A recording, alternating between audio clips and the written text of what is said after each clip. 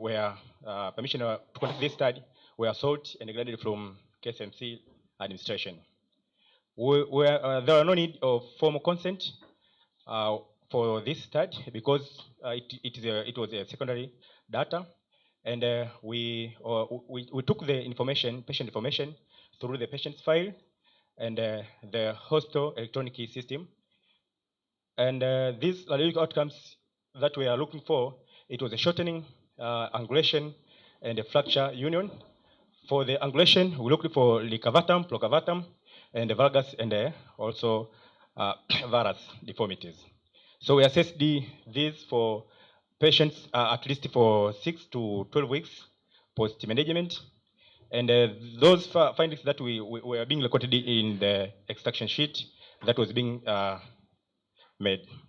So this is one of the modality of treatments which are being used to treat the patient. You can see it is elastic nail that is being used for treatment. You can see for the first picture, it's tarsus fracture method, and this it's 3 days post-operative, and this one is 6 weeks post-follow-up. And you can see the last one, it was 6 weeks, 12 weeks. 12 weeks post-follow-up.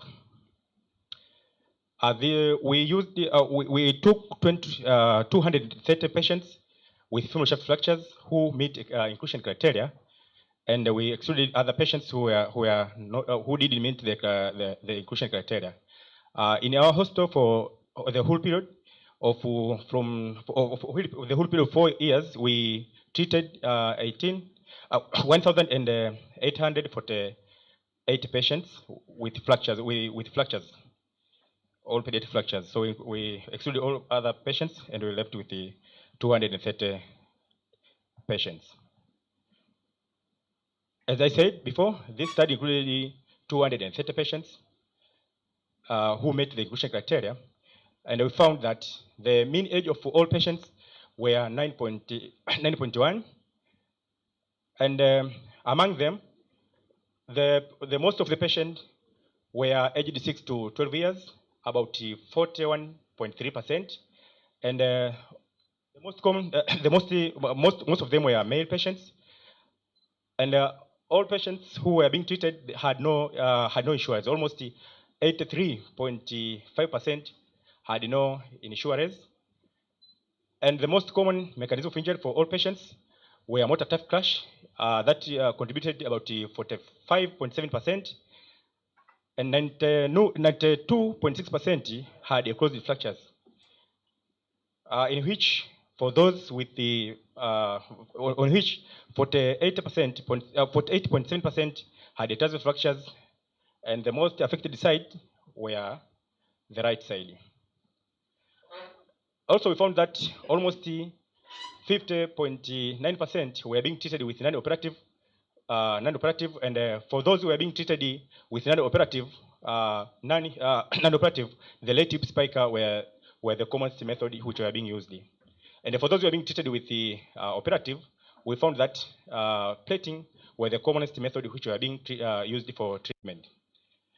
And for the radiologic outcome, we found almost all children who were being treated with the all modalities, they have 100% union rate, and few had shortening, and a few had angulation deformities. So also we found that for those patients who were being treated, who were being not operated, had 94% lower odds of having of satisfactory radiological outcomes than those who were being treated, who were operated. In conclusion, majority of the patients had occlused fractures, and the right side were the most affected side. The patterns, the most common pattern were transverse mid-third fractures. And we found that the motor turf crash were the most common mechanism for injury, followed by falls. And we found also non-operative were the most common method were being used for treatment for that period. For, as we said before, hip fractures, hip spikers were the most common method which were being used for non-operative method. Treatment modalities show that substantially affected the radiological outcomes. and there was statistically significant. Also, age affected the treatment modalities and radiological outcome.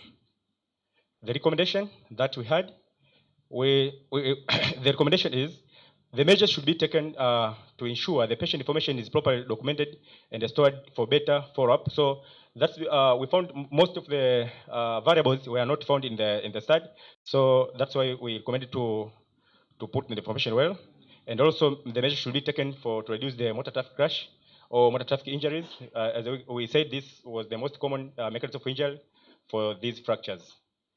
And this study we recommend to develop the protocol for treatment of pediatric femoral shaft fractures in relation to age. As we said before, there is no uniformity on the treatment of pediatric femoral shaft fractures. And we recommend to do a future prospective study. And also we recommend to do the study which will involve all hospitals either in the country, because there are few studies that has been done in our country regarding this radiological outcome. And most of the studies that I passed through, they were recommending to use the elastic nail to treat these patients aged 6 to 12 years. However, I found most of the studies, I found in our hospital, we used to treat with the hip spiker and the plating. This is one of the appendix that I used on assessing the radiological outcome. So thank you.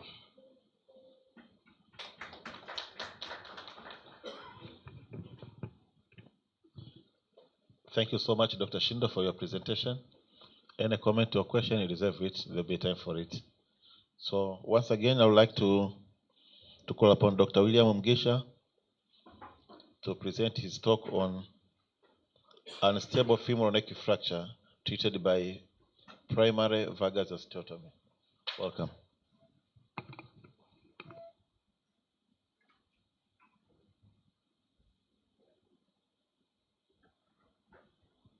Hello. Thank you very much. Good morning. So day one was for prevention, primary prevention. So today I will talk of secondary prevention, treatment. You'll also remember last year in the same AGM in Dodoma, along with Dr. Nchimbi, we spoke about valgus osteotomy with angled blade plate. But we should remember that was for failed fixations, non-unions, and neglected femoral neck fractures. So we are putting in this concept now in this presentation to see whether we could use primary valgus osteotomy in unstable femoral neck fractures. So along with Dr. Marwa and Dr. Nchimbi. So femoral neck fractures comprise some of the common hip fractures. The burden of hip fractures is about 20% of the surgical volume in our practice. So the distribution between the extracapsular and the intracapsular is almost half by half. That is 50% are intracapsular.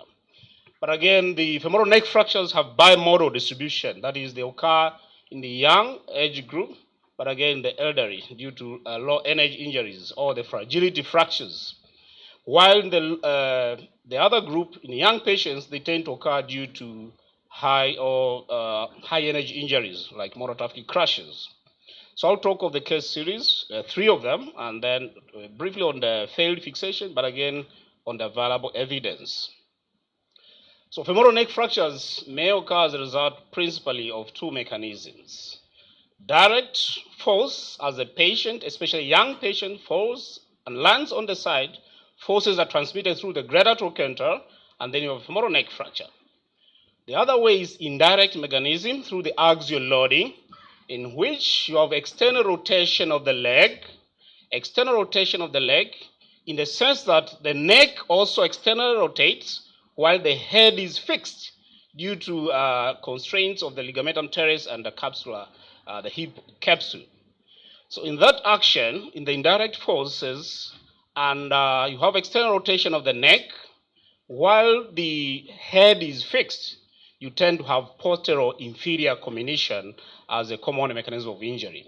So we need to understand how femoral neck fractures occur. And then we'll set up the treatment strategy on how we best treat them. So once you have such a femoral neck fracture, and commonly the weakness is usually at the superolateral position, because the carca is the most compact part of the femur in the femur osteology. But again, the head, the subchondral bone, is very strong. So this is the weak point where femoral neck fractures may tend to occur. So the proximal and the superior superolateral aspect. So usually in very high energies, you may tend to have posterior inferior combination. And then we should remember, we have three forces acting, especially on the hip. So the weight of the patient, but again, the hip abductors, and of which the joint reaction force is the summation of the two. So once you consider the modalities of fixation, you should consider the hip or the deforming forces, reverse them, stabilize with an implant that will not allow fracture collapse and complications eventually. But again, a femoral neck fracture may have a variety of orientation, what is regarded as Powell's angle. So a femoral neck fracture may be simple transverse or may be vertically oriented. So with the vertical oriented femoral neck fractures, you tend to have more shear forces, and hence there is less chance of union and complications. So there are literatures documenting very high rate of non-unions and AVNs in femoral neck fractures, up to 40% in some literatures, especially in low and middle income countries, with the reoperations rates again. So because of our circumstances and our fixation modalities, we tend to replace these patients. So we tend to accept that a difficult femoral neck fracture will end up with non-union, and we think of replacement. But we know the complications associated with replacement in young patients. So these are some of the unstable femoral neck fractures, like the vertical oriented femoral neck fracture, the Powell 3 and Garden 4. A displaced and vertically oriented femoral neck fracture is inherently unstable, such that simple measures of fixation, like simple hip screw fixation, which is most of the time, like in our setting, not even cannulated, in the inverted triangle fashion, will tend to end up with non-union and subsequent complications, especially if no appropriate reduction was done. But again, comminuted femoral neck fractures, comminution, we have seen how comminution occurs, especially at the posterior inferior aspect. And the comminution tends to go with bone loss, again, with the bone loss. Basocervical fractures and small unfixable head. So these were the highly comminuted femoral neck fractures, which may not be appreciated on the plain x-rays. So CT scans may again be useful. We know there's every CT scan in every regional hospital. So CT scan may be indicated again in evaluation of femoral neck fractures for appropriate fixation. So once you meet with such fractures, you don't go with the usual hip screw fixation, inverted triangle, without considering other factors. You need to reduce, compress, and stabilize rigidly. So reduction, compression with a stable and rigid fixation. Not only stable, it should be stable and rigid so that in the subsequent follow-ups, the fracture doesn't collapse, doesn't go into varus. So some serious surgeons out there are discussing whether DHS or FNS, and we are simply there. We don't have much of the DHS, for example, in our settings, in most centers. And people are talking about femoral neck system because they know the problems. They know the 40% rate of complications of femoral neck fractures. So we should not be seated, relaxing, and we are happy that a femoral neck fracture may fail and go to arthroplast or go to vagal osteotomy. So some serious surgeons are talking about fixed angle devices. Or if you use the screw systems, then they talk of Powell's screw, an additional screw. Or they put screws in two different directions to counteract the shear forces along the hip. The biplanar double support fixation in that sense. Or a medial plate, but we know how surgically this may be difficult to achieve a reduction and put a medial plate and a compress, and plate it, like in this sense. So some Chinese and Japanese papers, surgeons are doing this. But you know how complex it is. That will be intraoperatively. So once you have unstable femoral neck fractures, don't take it for granted. If you put hip screws in a very usual way, be sure it's going to fail. And then you know our patients and the circumstances around. So literature has been there that unstable femoral neck fractures vertical oriented with bone loss, severe comminution, fixed angle devices like the locking plate in this journal of orthopedic trauma, which compared the fixations. Fixed angle devices were superior to a simple hip screw fixation.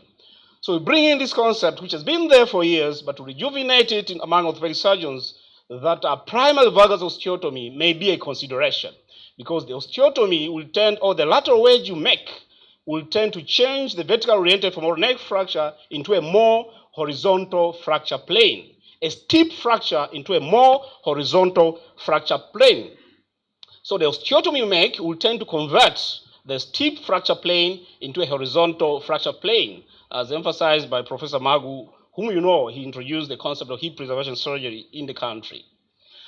So such is a very unstable fracture. So you see, you're faced with such a fracture, and you simply say hip screw. It's obvious it's going to fail. So you may consider primary valgus osteotomy, as the case we did in this case. So how much osteotomy do you make? You first look for a Powers angle.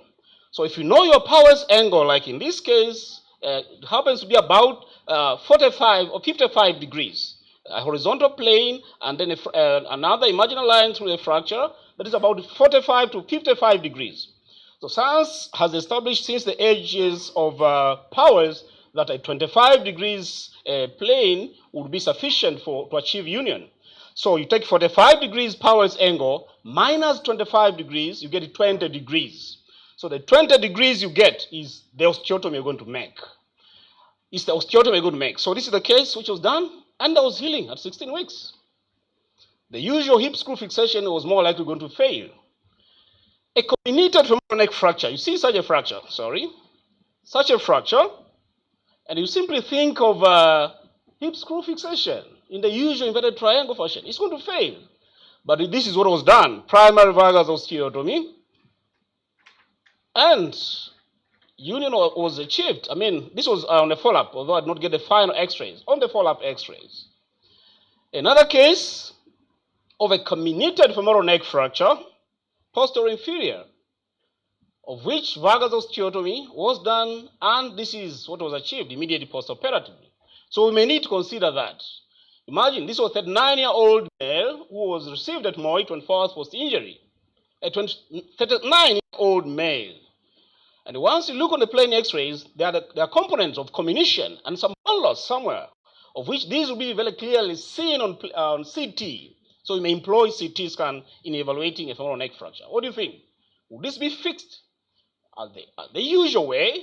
You see, fixation was done. Hip screw fixation, inverted triangle, and you can see, appreciate some components of femoral neck fracture at the end. So the patient and surgeon were happy immediately post-op.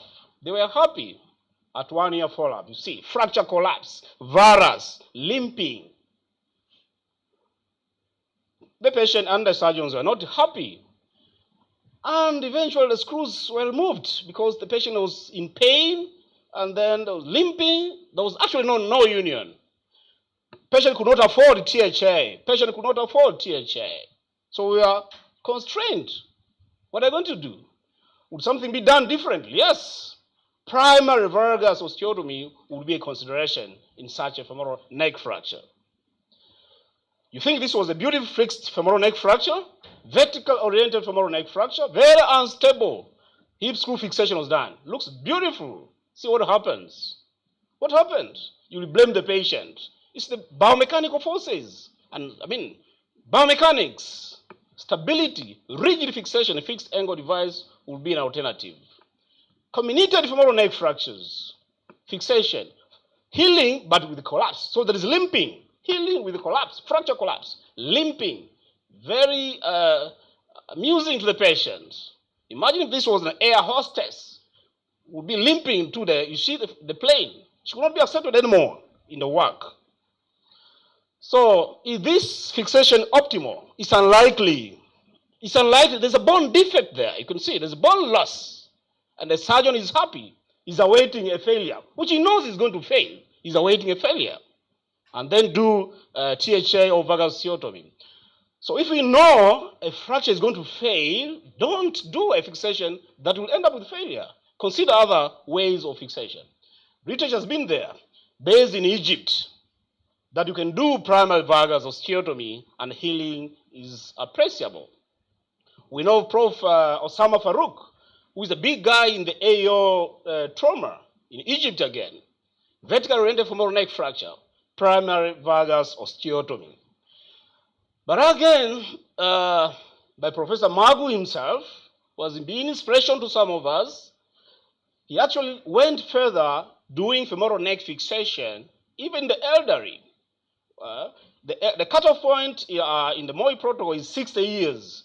Any femoral neck fracture in a patient with 60 years and below should be considered for fixation. I know some places like Mulago, some of you who have trained to Mulago in Uganda, any displaced femoral neck fracture is considered for arthroplasty, even in young patients. A displaced garden fall, which should not be the case, because we know our circumstances again. So Professor Magu goes further doing femoral valgus osteotomy in osteoporotic femoral neck fractures in patients who cannot afford THA. Imagine doing a bipolar or hemiarthroplasty in a 61-year-old male. We are talking of a 36-year-old female who had a hemiarthroplasty.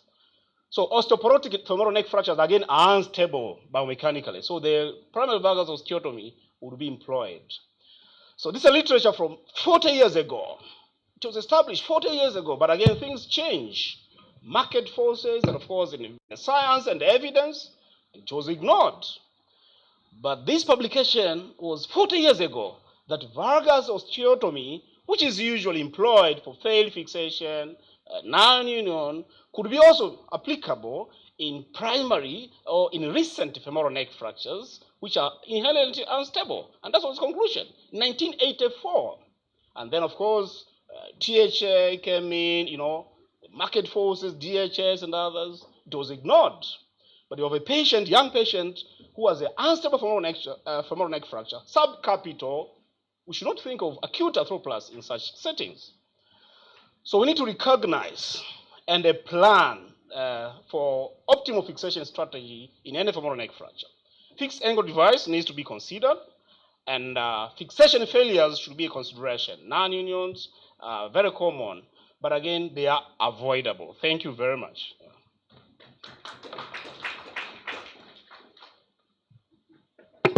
Thank you so much, Dr. William Gisha, for your talk. I'd like to welcome Dr. Julius Dinda for the next presentation. Doctor, welcome.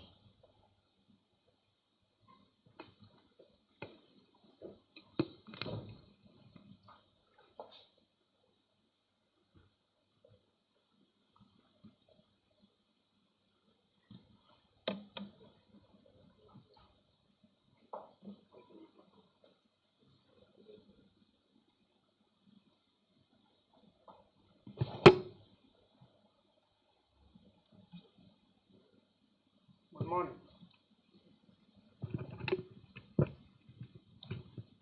My talk is about a study of the use of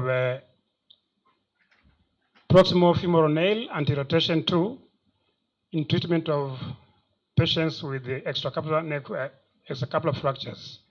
The fractures are occurring at the peritrochanteric region, intertrochanter, and patonchanteric region. The background, the incidence of fractures occurring at the extracapular region is increasing worldwide, especially with advancing age. And the goal of treatment is very important, especially when dealing with these cases, most of them occurring on the higher age groups. Therefore, early mobilization is very much important to prevent comorbidities which can happen related to the immobilized patients if untreated earlier. The ideal treatment when addressing these fractures should aim at minimizing surgical time by use of minimally invasive, not exposing the fracture site, and also to promote early mobilization. These are patients who are at advanced age. If they are not mobilized earlier, can succumb to other comorbidities like development of thromboembolic events and so on. The treatment should be also aimed at facilitating early discharge and adequate fracture reduction, as has been described by various authors. And in this study, it's aimed at using the PFNA2. And what is this thing? There have been various design of implants to address such fractures, ranging from cephalomedullary devices to extramedullary. This first one, the condylar blade plate, which can also be used for fixing the distal femur fractures, can be used in either way, proximal and distal femur as well. The second is PFN with one sliding screw and anti-rotation screw, and a DHS, which basically is a sliding screw. This is a proximal femoral plate. These are patients treated with this such of devices will have to limit the weight bearing. This is a gamma nail with a sliding screw, and the final one is the PFNA2, proximal femoral nail anti-rotation. What's the difference? Look at the threads here. In PFN, you have a thread, and here the fracture can glide, and therefore there's a possibility of patients treated with such kind of implant for the fracture redisplacement when the patient bears weight. So applied also to DHS, and DHS is also notorious for cutout and also fracture redisplacement. The gamma nail, these patients treated with the gamma nail has only one screw, which is a gliding one, sliding screw, but this has a complication of rotational instability as well as sliding to the fracture displacement. So the newest technology is improved design of the PFN. So the nail design is similar, but the difference is from the threads here to the helical single screw, which is designed at an angle between 120 to 130 in different designs. The first designs were developed by the Asian group, and therefore sometimes it's also known as PFN A for Asia, or anti-rotation. So what were the goals of this study? One, to assess the immediate postoperative at 6th week and 6th month functional outcome in these patients who are treated with PFNA2, and also to evaluate the radiological outcome in terms of neck shaft angle. Some other designs have a when the patient starts to bear weight, there is a change of reduction, especially in the neck shaft angle, going into varus. When you assess the first immediate post-op X-ray and later at 6th week or 6 months, usually you get a difference in terms of when you measure the neck shaft angle change into varus. And also to identify the prognostic factors with the functional treatment outcome. This was a retrospective hospital-based ectosenal study done at Aga Khan, and the data were retrieved between the patients treated between 2020 and 2023, and included a total of 19 patients with 21 hips. Patients with extracarpal hip fractures, AO aorta classification type A1 to A3, the stable type 1, and unstable type A2 and A3. A3 is a reverse oblique. Those are fractures which are very much unstable, and therefore they have a higher rate of displacement and non-union. All cases who are included were treated with a titanium PFNA2 and a fluoroscope guide, and during the procedure, 2 views were taken, the AP and the lateral view, to ascertain the centering of the blade. The PFNI2 offers a static locking screw, or you can also lock as a dynamic or lock static in this direction. It has external jig where you use to insert the blade and also the distal locking screw. It comes in different sizes from 170 millimeter down to 42. In case the longer ones are very much suitable for the patients who have also ipsilateral shaft fractures or segmental fractures, and therefore the use of the double locking screw distally.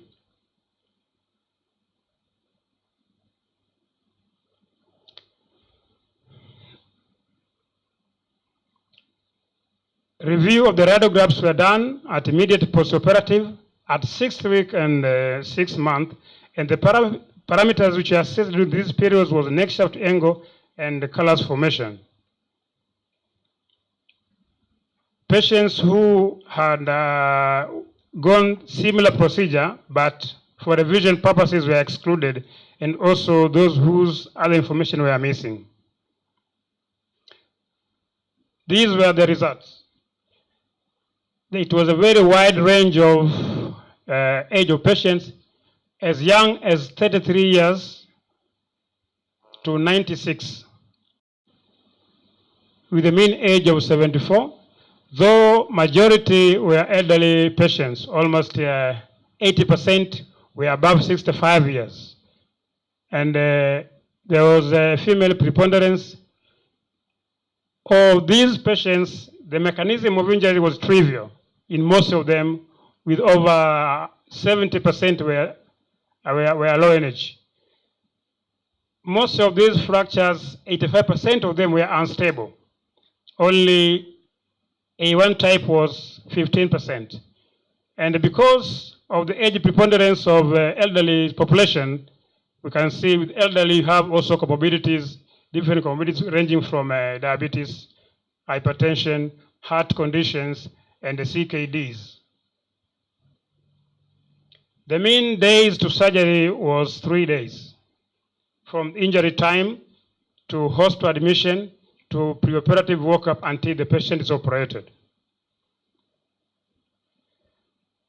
The functional outcome were assessed in terms of immediate ambulation, postoperative, in which case a full weight bearing were observed in 60% of cases, partial weight bearing in 14%, and bed to chair in 19%.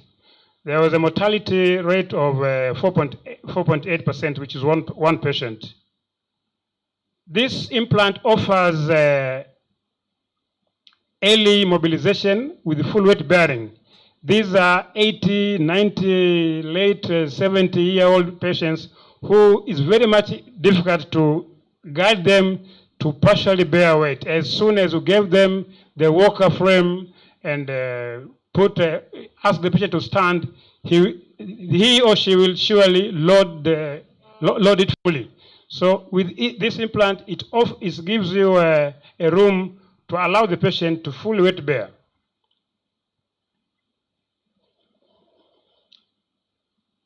There was an improvement in ambulation at 6th week, whereby 85% had full weight bearing, and only one patient was remaining as a bed to chair. And this was a patient who was hemiplegic and had a CKD as well. So his movement was limited to bed to chair. And at 6 months, a good over 90% of the cases were full weight bearing, though some remained with a wheelchair, with a walker because of the fragility of the age. We had most of them having 80 plus, 90 plus years. And the mean days to discharge from the day of surgery to discharge was about 4 days, a mean deviation of 2.1. In terms of radiological outcome, the range of neck shaft angle, immediate postoperative, ranged from 124 to 140 degrees, which is within the normal range, and with a mean standard deviation of mean of 130 and a standard deviation of 3.9. At 6th week, there was a range of 112 degrees to 140 degrees. There was a collapse in one case, which is shown there on the X-ray, and this was due to technical fault. So I think this was an error from the surgeon. And because of this immediate postoperative, the neck shaft angle was okay because the patient wasn't bearing weight. And after he was allowed to start bearing weight, because the blade wasn't centered within the neck, within the head, it was somewhere posteriorly, and therefore the weight, when she loaded, the patient had a varus deformity. Same applies to neck shaft angle at 6 months. The change of neck shaft angle was 0.7. This change of neck shaft angle is when you take the operated side, the operated hip, you measure the neck shaft angle and then compare with the same patient contralateral hip.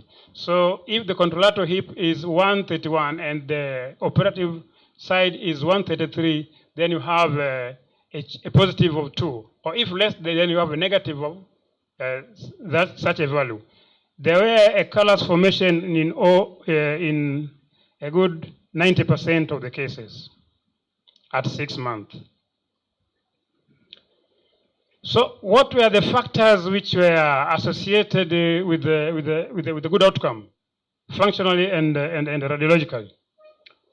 There was no significance in terms of sex or age, but there was a significance for the patient who in relation to the injury to surgery. From the time these patients sustain injury, the hospital stay before they undergo surgery. So there was a difference. The earlier these patients are operated, the better the outcome. And those patients who had no or less comorbidities fared better. Conclusions. Most patients demonstrated early mobilization with immediate postoperative and full weight bearing capacity at 6 months. And there was a good radiological outcome with satisfactory neck shaft angle achievement. Absence of comorbidity and early intervention associated with a good outcome. These were drawn from the results. The PFNA2, proximal femoral nail anti-rotation 2, is effective for fixation of extracarpal hip fractures. Thank you. Yeah, thank you so much, Dr. Linda. Thank you all presenters.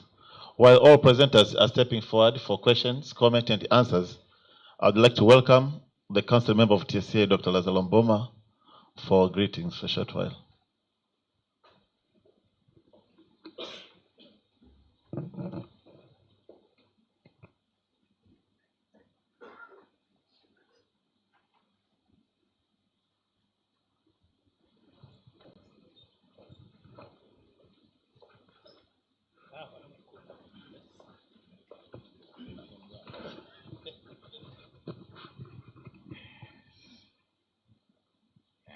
I think it's almost afternoon now, so good afternoon. My name's Lazaro Mboma. I'm a pediatric surgeon working in Mbeya Zonal Referral Hospital, but I'm also a General Secretary of Tanzania Surgical Association. I'm here, first of all, to learn from you, but to congratulate you for this conference. I wish I only managed to attend 2 presentations, but I wish this meeting we would have had a good number of general surgeons. And the reasons are, I think there's some issues that we take for granted, and people are getting serious complications out there. So I wish next time maybe the TOA leadership will make effort to invite some of the general surgeons, especially from most of these regional hospitals, to come and learn from what you do from here. So thank you very much for enlightenment. But the other aspect is that I'm here to invite all TOA members for Tanzania Surgical Association annual general meeting and conference that will be held at Morena from tomorrow up to Friday.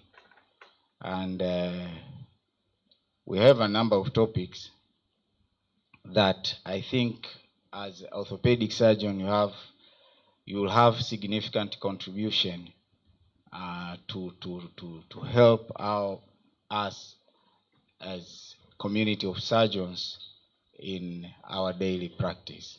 Thank you very much.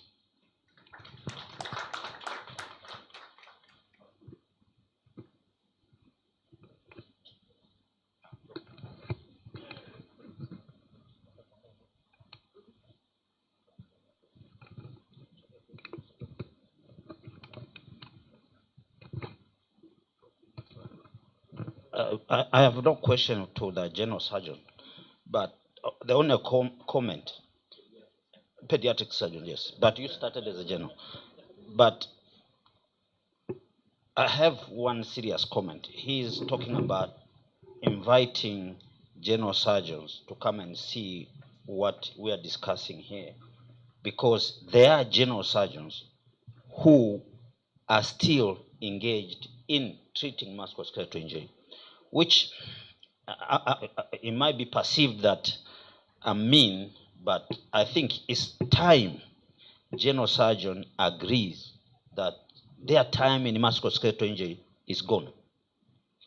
And by simple thing, the exposure, I have general surgeons who come rotate at my department. They used to rotate for 1 year. We shortened for 6 months. Now we have shortened further to 3 months. That they should be engaged in some issues which are at the Department of Orthopedics, which they will either develop into Master of Science or something. So when they come to our department, they learn only neurosurgery and orthopedics, the door is closed. Because we have enough orthopods now to take care of Tanzania. Rather than somebody fixing a patient longly, and then he's saying, you know, as a general surgeon, I can treat any. That's wrong. Uwezo ukasema wewe shoga unaweza ukaendelea kuoa kwa sababu eti una maumbile ya kiume. Wewe si ni shoga? Acha wanaume waendelee kufanya shughuli zao. Mimi nafikiri we have to be very firm on this, kwa sababu kuna wagonjwa wengi sana wameharibiwa kwa hizo slogan, hasa Mbeya. Mimi naniumiza kwa sababu wanaoharibiwa Mbeya ni ndugu zangu, and I'm very serious about it. Kwa tayari hata kufika kwa waziri, watu walioko kwenye kamati hizo watuelewe. General surgeon mtusamee sana, orthopedics mtuachie. Kama ambavyo sisi tumewachia mambo yenu ya utumbo na nini, we are not touching that. Then you should also stop. Na manyonyo tumewachia nayo tu. Mimi nataka kuuliza maswali kwa. Then we continue with our business. I had several issues with the presentation. I'll start with Dr. Mugisha. First of all, I think if you look at some of the x-rays which you displayed here, it's not an issue of implant choice. It's an issue of understanding the fracture itself, especially that narrow line which you have when you talk about basocervical toward a trochanteric fracture. Some of the fracture, superior to look like a basocervical, inferior is a trochanteric fracture. So there's no way you can use a screw in that fracture. That fracture has to be treated as a trochanteric fracture. That's one. There's another issue of, yes, reduction. No matter what implant you have, if you don't reduce the fracture, it will fail. And you see some of the x-rays there. If you scrutinize it, you find that there were more reduction. And we've been making that noise that if you decide to go put a hip screw, make sure that your reduction is correct in both plane. We tend to do an AP, and then we're gone. Our AP looks fine. You see an instep, the instep you're seeing on CM, if you go to X-ray, it's a huge instep. And sometimes the angulation, posterior, anterior, and all those things need to be taken on board as we're doing. Thanks that you mentioned about the use of CT scan to be real sure that there is comminution. But again, there's a lot of issues with acute valgus osteotomy. I think this is the second presentation I'm hearing about acute valgus osteotomy. The first one was in Mozambique, where somebody traveled all the way from India to come and tell us that, you know why, you can do acute valgus osteotomy. And he didn't use screw, he used stem and pin and K wires. And he showed a one hospital data with what is said good outcome. I think we need to be very careful with all this. Understand first the mechanism, understand the fracture you want to treat, and then talk about the implant which you are using, whether is correct. Dinda, I have several questions. First of all, could you help to describe the difference in applications of these two screws? One for gamma nail, and the second for, you called it PFN3, is it? PFN2, yeah.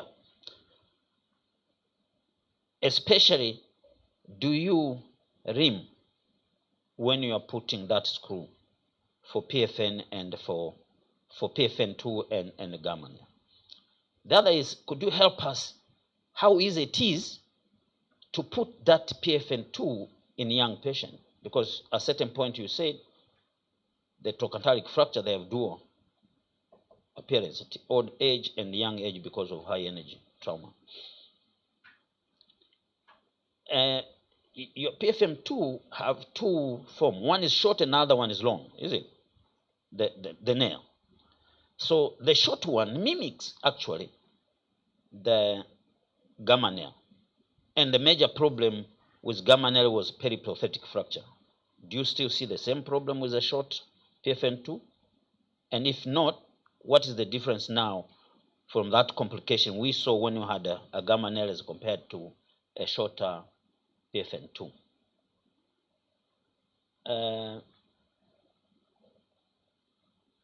Again, what is the contribution of accuracy reduction on your PFN2? Because you showed one which the screw is off. What was the issue? Was it a reduction or a complication of the implant? Thank you.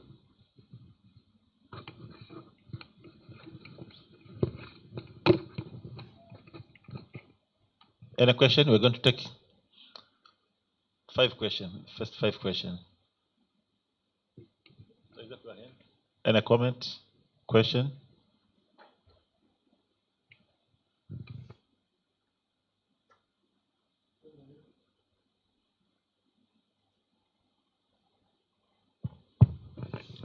Femoral neck fractures that are tricky over the years, and we must be careful to draw a line that there can be a bullet, a golden bullet for every case. For example, in the elderly, when we talk about, we sometimes forget that we don't know which came first, the hen or the egg, because when you have in elderly patients and with these pathological fractures, even when you go for arthroplasty, you find that that area in the metaphysis there's no really good bone substance. So whichever way you go, there will be some collapse. So we must be very careful to make a decision of going in with an acute operation, especially in the elderly. One. Secondly, we have a problem of reduction, as said before. to have a better fixation, you must reduce so that there is bone contact, so that when you fix, that stable fixation we're talking about should not be in the implant itself, should be bone to bone somehow. So the way we reduce our fractures, in most hospitals, example in Moi, where there is a fracture table which is not used always. So not using a fracture table, you have problems of reduction. And the pictures the picture which is taken AP doesn't tell you the truth of reduction and the fixation we have talked about. So I think reduction is very, very important, or is crucial, as it has been said, and the properties of the fracture are very important to decide even the technique. And that's why you go for a blanket decision of going for arthroplasty elderly to avoid complications. Thank you for that.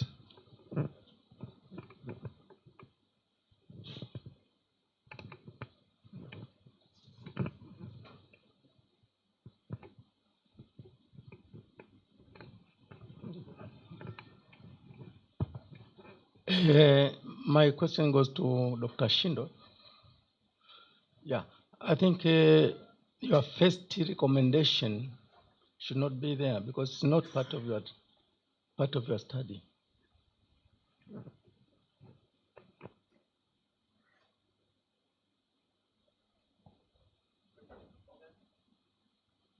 More questions, comments?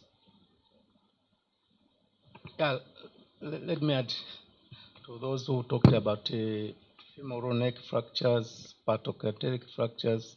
As the previous speakers have said, accurate reduction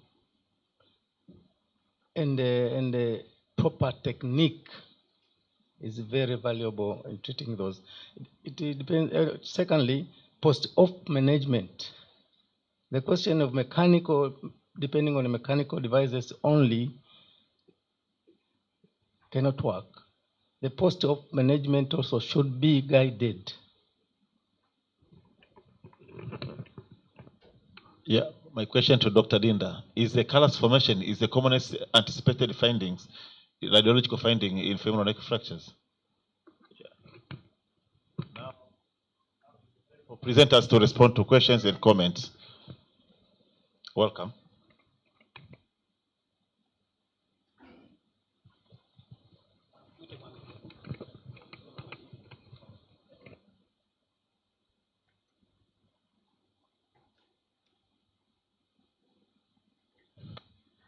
Yes. Dr. Dinda, you have the luxury of using this proximal femoral nail and the stand hip construct in extra capsular fractures. So in terms of technical use and the outcomes for these two methods of treating these extracapsular fractures, what is your advice? Compare proximal femoral nail and the sine hip construct in terms of technically how to use that and the outcome in fracture healing.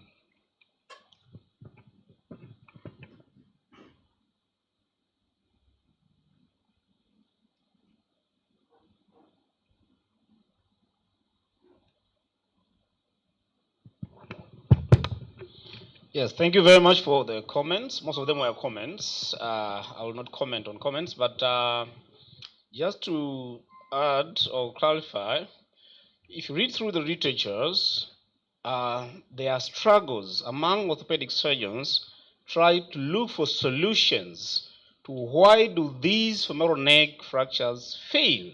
That's the basic question. Reduction and only reduction is of paramount importance.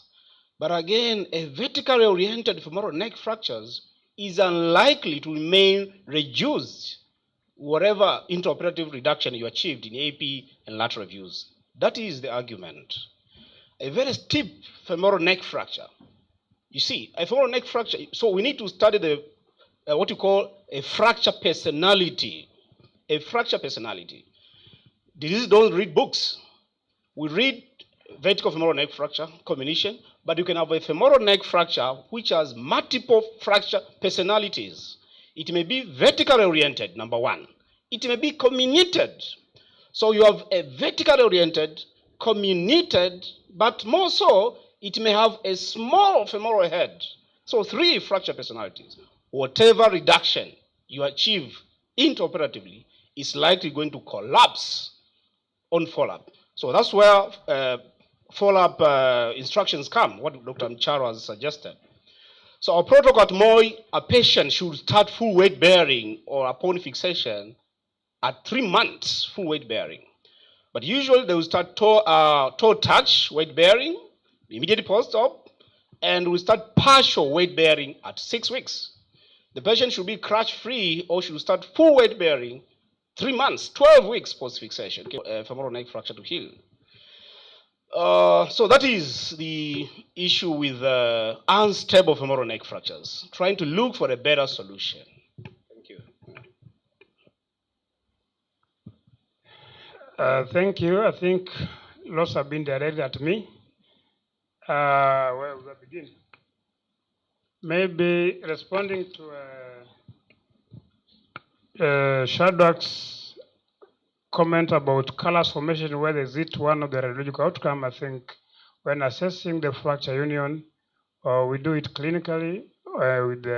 We assess clinical findings. Is the patient able to walk? Is the patient pain-free?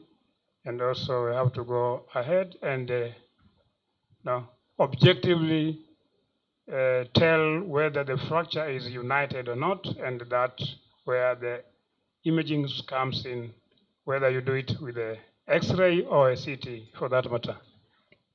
And Dr. Lema brought the issue of sine hip construct versus the proximal femoral nail anti-rotation. Yeah, I don't know which one. I had the luxury of using both systems. I've used the sine hip construct during its introduction in the country, and later, after series of fracture displacement came in a side plate. Now, there are some people who have used it a lot. I think I don't have clinical data about outcome of sine hip construct with a side plate, but we are anecdotally, there's a lot of fracture displacement with varus malunion, and when you measure the neck shaft angle, you will surely arrive at the conclusion that the PFNA2 is superior to sine hip contracts, with or without side plate. And those patients who you treat with the sine hip construct, with or without the plate, the protocol is not to allow weight bearing, right? Because I last used them over 5-7 years ago. You don't allow them to put on weight day one, right? Yes. Yeah. So that is where the superiority comes in when you are using this type of a nail. The PFNA2, it allows you to ambulate the patient full weight bearing, because it has, especially when you use it in elderly patients who are frail and have no ability to use a crutch, they all depend on a walking frame, and even with the walking frame, they cannot hop with one leg, whether non-weight bearing or partial weight bearing. Do you tell them partial, they load it fully. So this nail now allows you to do that with no possibility of fracture displacement in terms of collapse or varus deformity, and therefore altering the neck shaft angle. I think I've addressed that. Bill has a couple of concerns, about the length of a gamma nail and PFNA2. Yeah, let me demonstrate.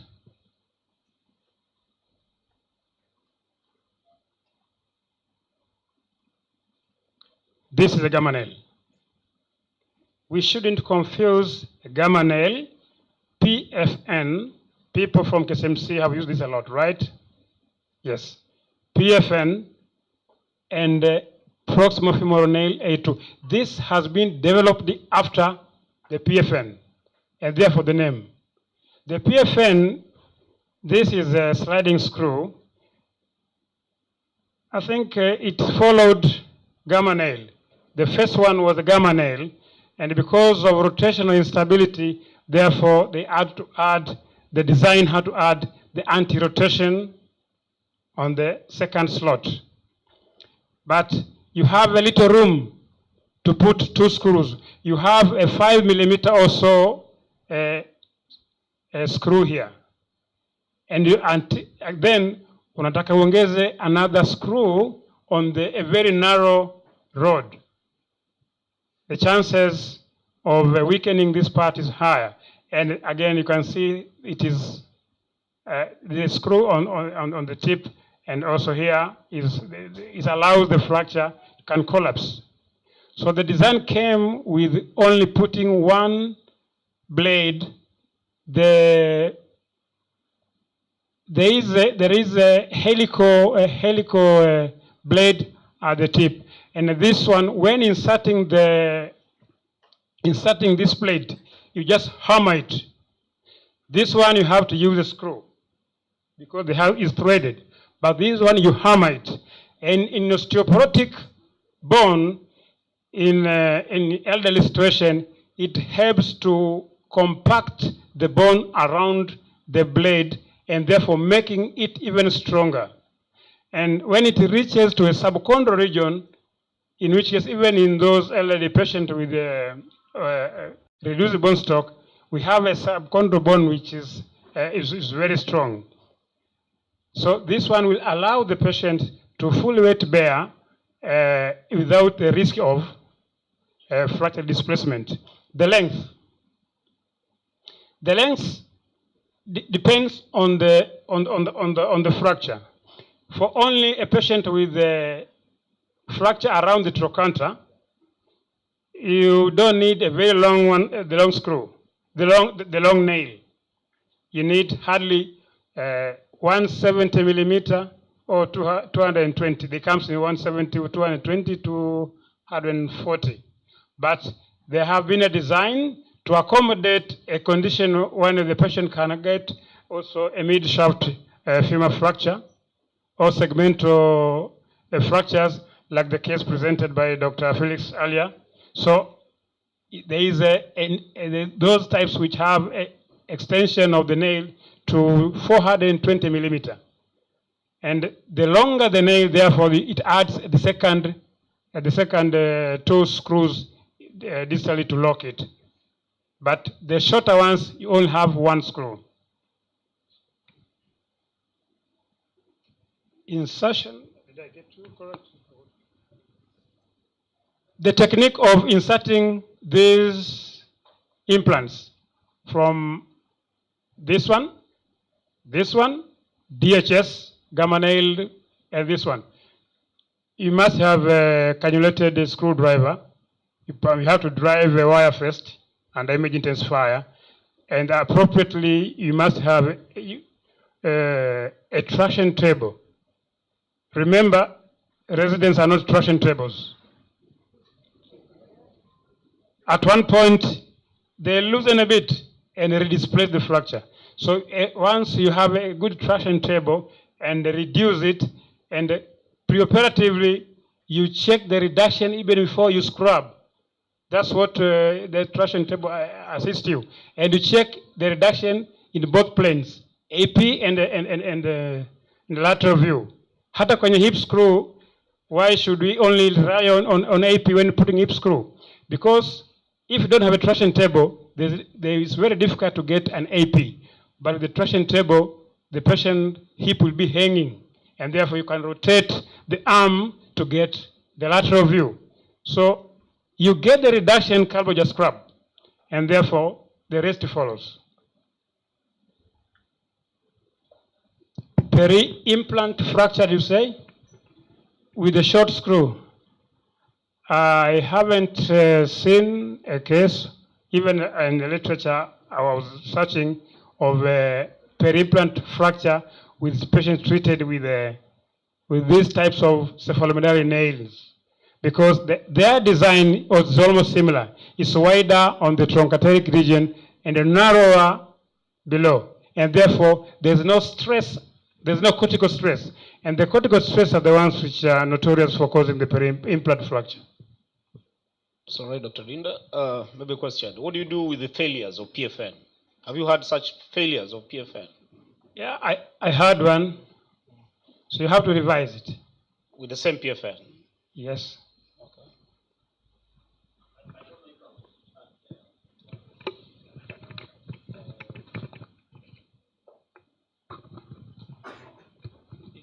It's true that I think that's where, for we who are new with this implant, to understand the reason behind.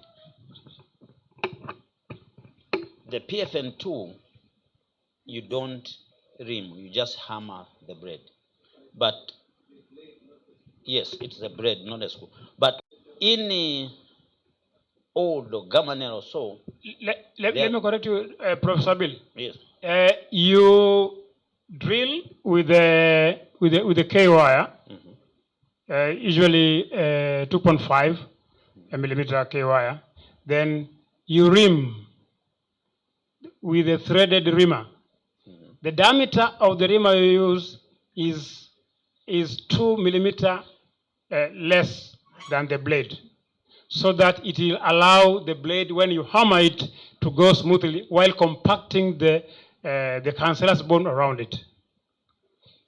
You don't screw it, like the case of DHS gamma nail or condylar blade plate or the PFN.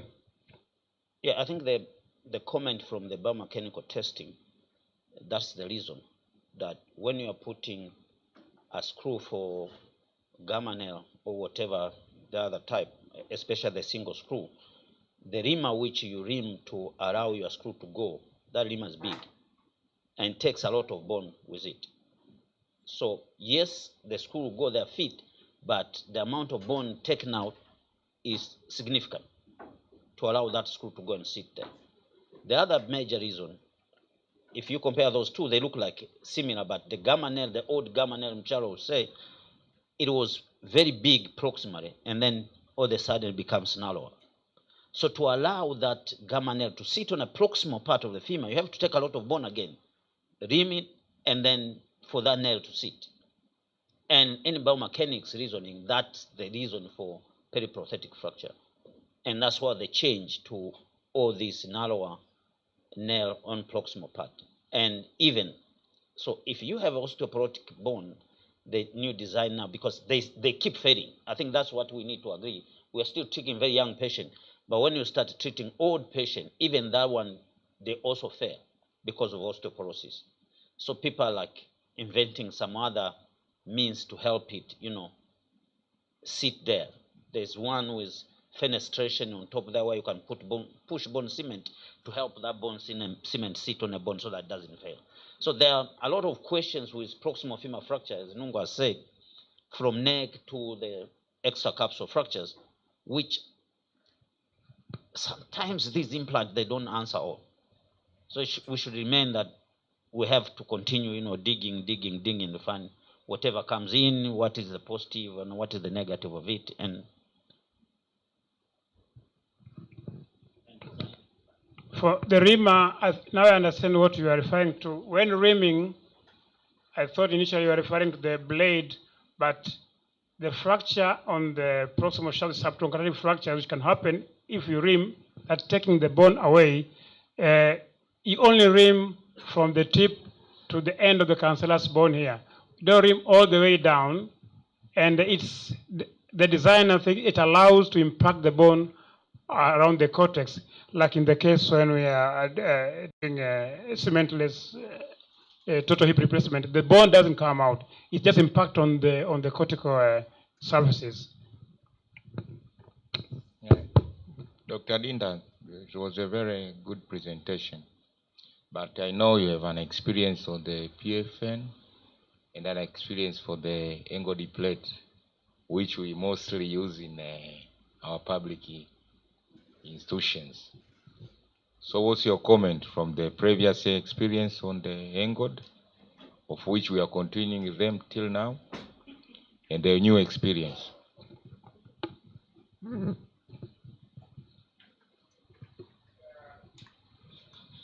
Angled plate, yeah, I have used them also.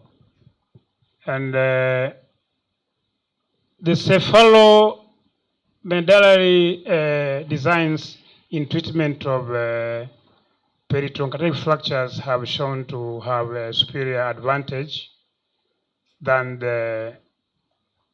those extramedullary devices. Angled plate, there is a higher chance of the fracture going into varus malunion.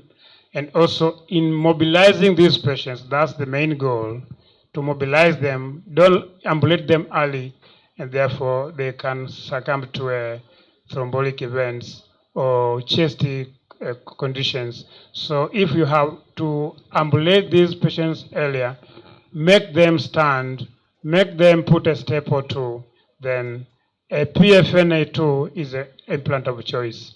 Issues of finance taken away.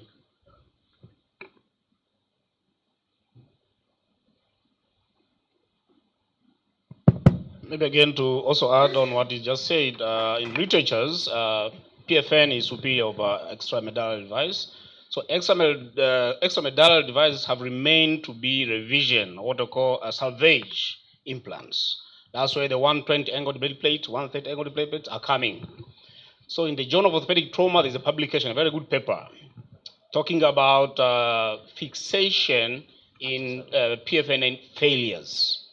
So we still don't have to throw angled blade plates. They are still salvage implants. So that paper talks of once of a PFN failure, you don't revise with another PFN. You actually have to go for the angled blade plate. With the PFN, the patient will start weight bearing next day postoperatively. While with the angled blade plates, you don't allow that. This is only a disadvantage. And I've seen surgeons who have never nailed any patient. They do, like Professor Magu, he says openly, he's in his life, 40 years plus, he has never nailed, never used these PFNs or whatever. You also look on the circumstance of the patient, whether the patient can afford or not.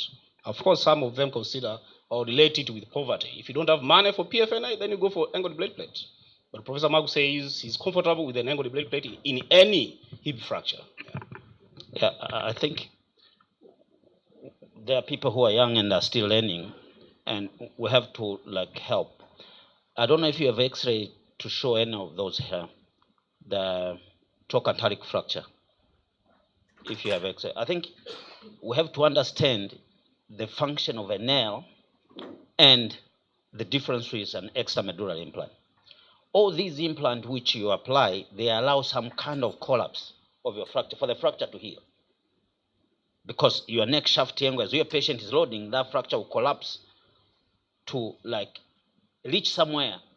Something should stop that collapse for the fracture to remain. Now, if you have a fracture like this, look on the lateral cortex, okay, the lateral wall. If you have a lateral wall which is very thin, as the fracture is collapsing, that lateral wall will fracture. And that's a source of failure for an extramedullary implant, because there's nothing to buttress or stop that collapse. That's the function of an intermedullary implant, just to stop the collapse. Okay, stop there. Now, I agree with those who are using. You have to have that experience, which I've started feeling like I don't have. Like when I chisel, at the time of I'm setting in the blade plate, always the proximal fragment will fracture, especially if the lateral wall is very thin. And because of, even with DHS, at that area where you're making a hole, that's where you have a lateral wall, and that lateral wall, when it's very thin, it will fracture there. And these are the outcome of biomechanics testing which pushed people to move to an intermedullary implant. So there's no question an intermedullary implant for the proximal femur is superior to extramedullary implant in that reason. Because at the beginning, when we had extramedullary implant, the stability we were thinking about the medial wall, and nobody thought about the lateral wall. Now the issue of lateral wall is setting, and that's why it's like pushing out the extramedullary implant. Even the DHS, which we are like, okay, so much about it, but it's still weak when compared to an intermedullary implant because of that.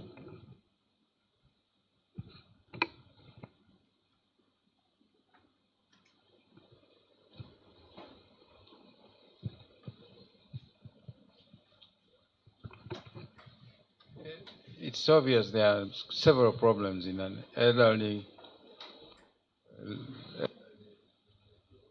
fracture of the neck.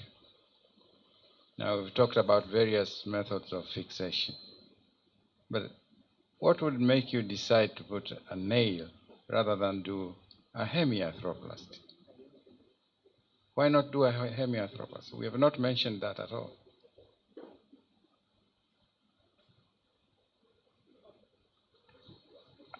Is that, are you referring to the neck of femur fracture or? Neck fracture. Oh, okay.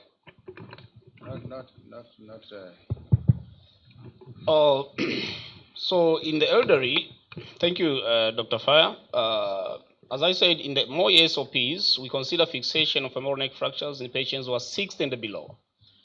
Any patients above 60, depending on other factors which are close to 10 to assess, then you can consider replacement surgery. So the cutoff for the age is 60. We consider those as relatively physiologically young if they have no other comorbidities and they have been ambulatory. Otherwise, the hemiarthroplasty is reserved for the elderly. This is what we should maybe discuss. So hemiarthroplasty is reserved for frail and elderly patients close to 90s, maybe to 100. Otherwise, in a 60-year-old or 65, you would better do THA, which is superior to HA, although there are evidence recently which show no difference in terms of long-term follow-up between THA and the hemiarthroplasty, and especially bipolar, in long-term follow-ups up to 5 years.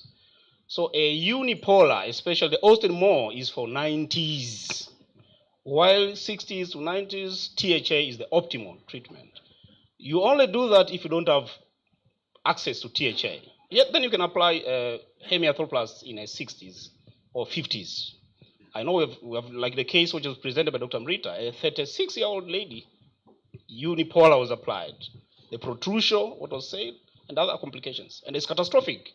Once the head goes into the pelvic cavity, you know what is going to happen. Mortality is very high.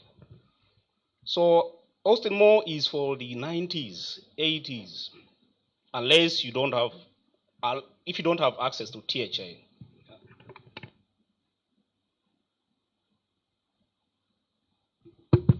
Thank you so much. Any burning? Okay.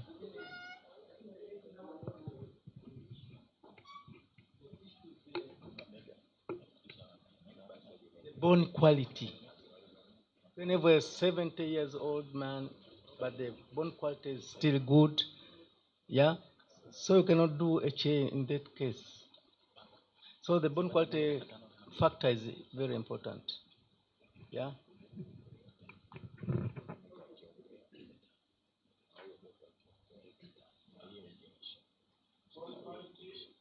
Also, presence of no arthritis in the joint.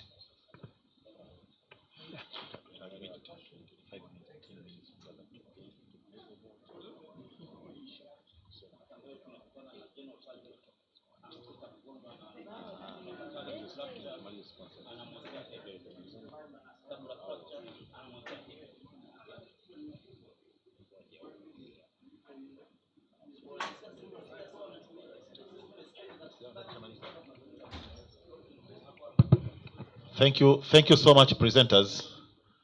This is a very challenging region in fractures, in orthopedics.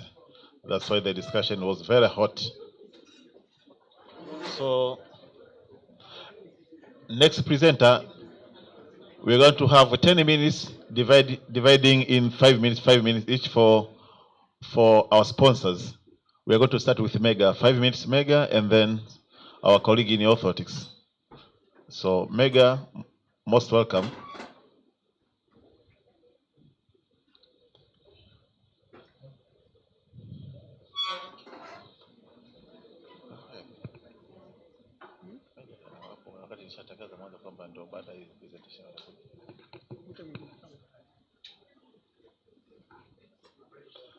Mega, if you're not ready,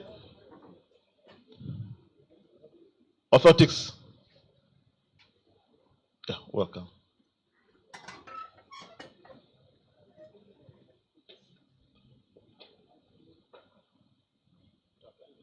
Very good. Yeah, very clinical.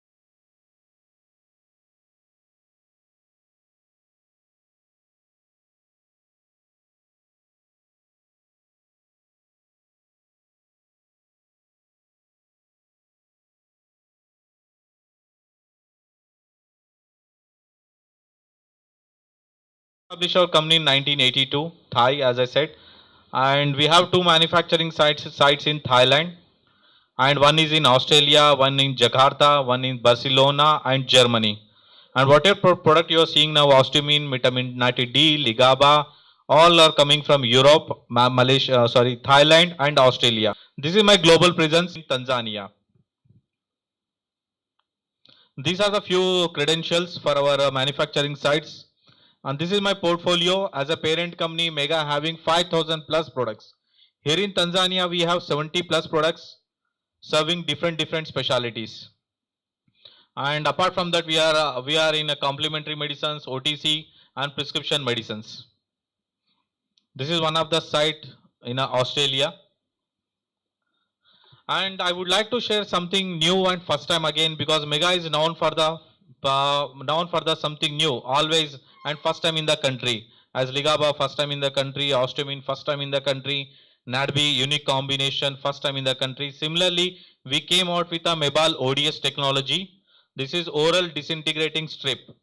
First time in the country, like it is a strip form. It's a methylcobalamin only, but it's the technology is completely different strip form.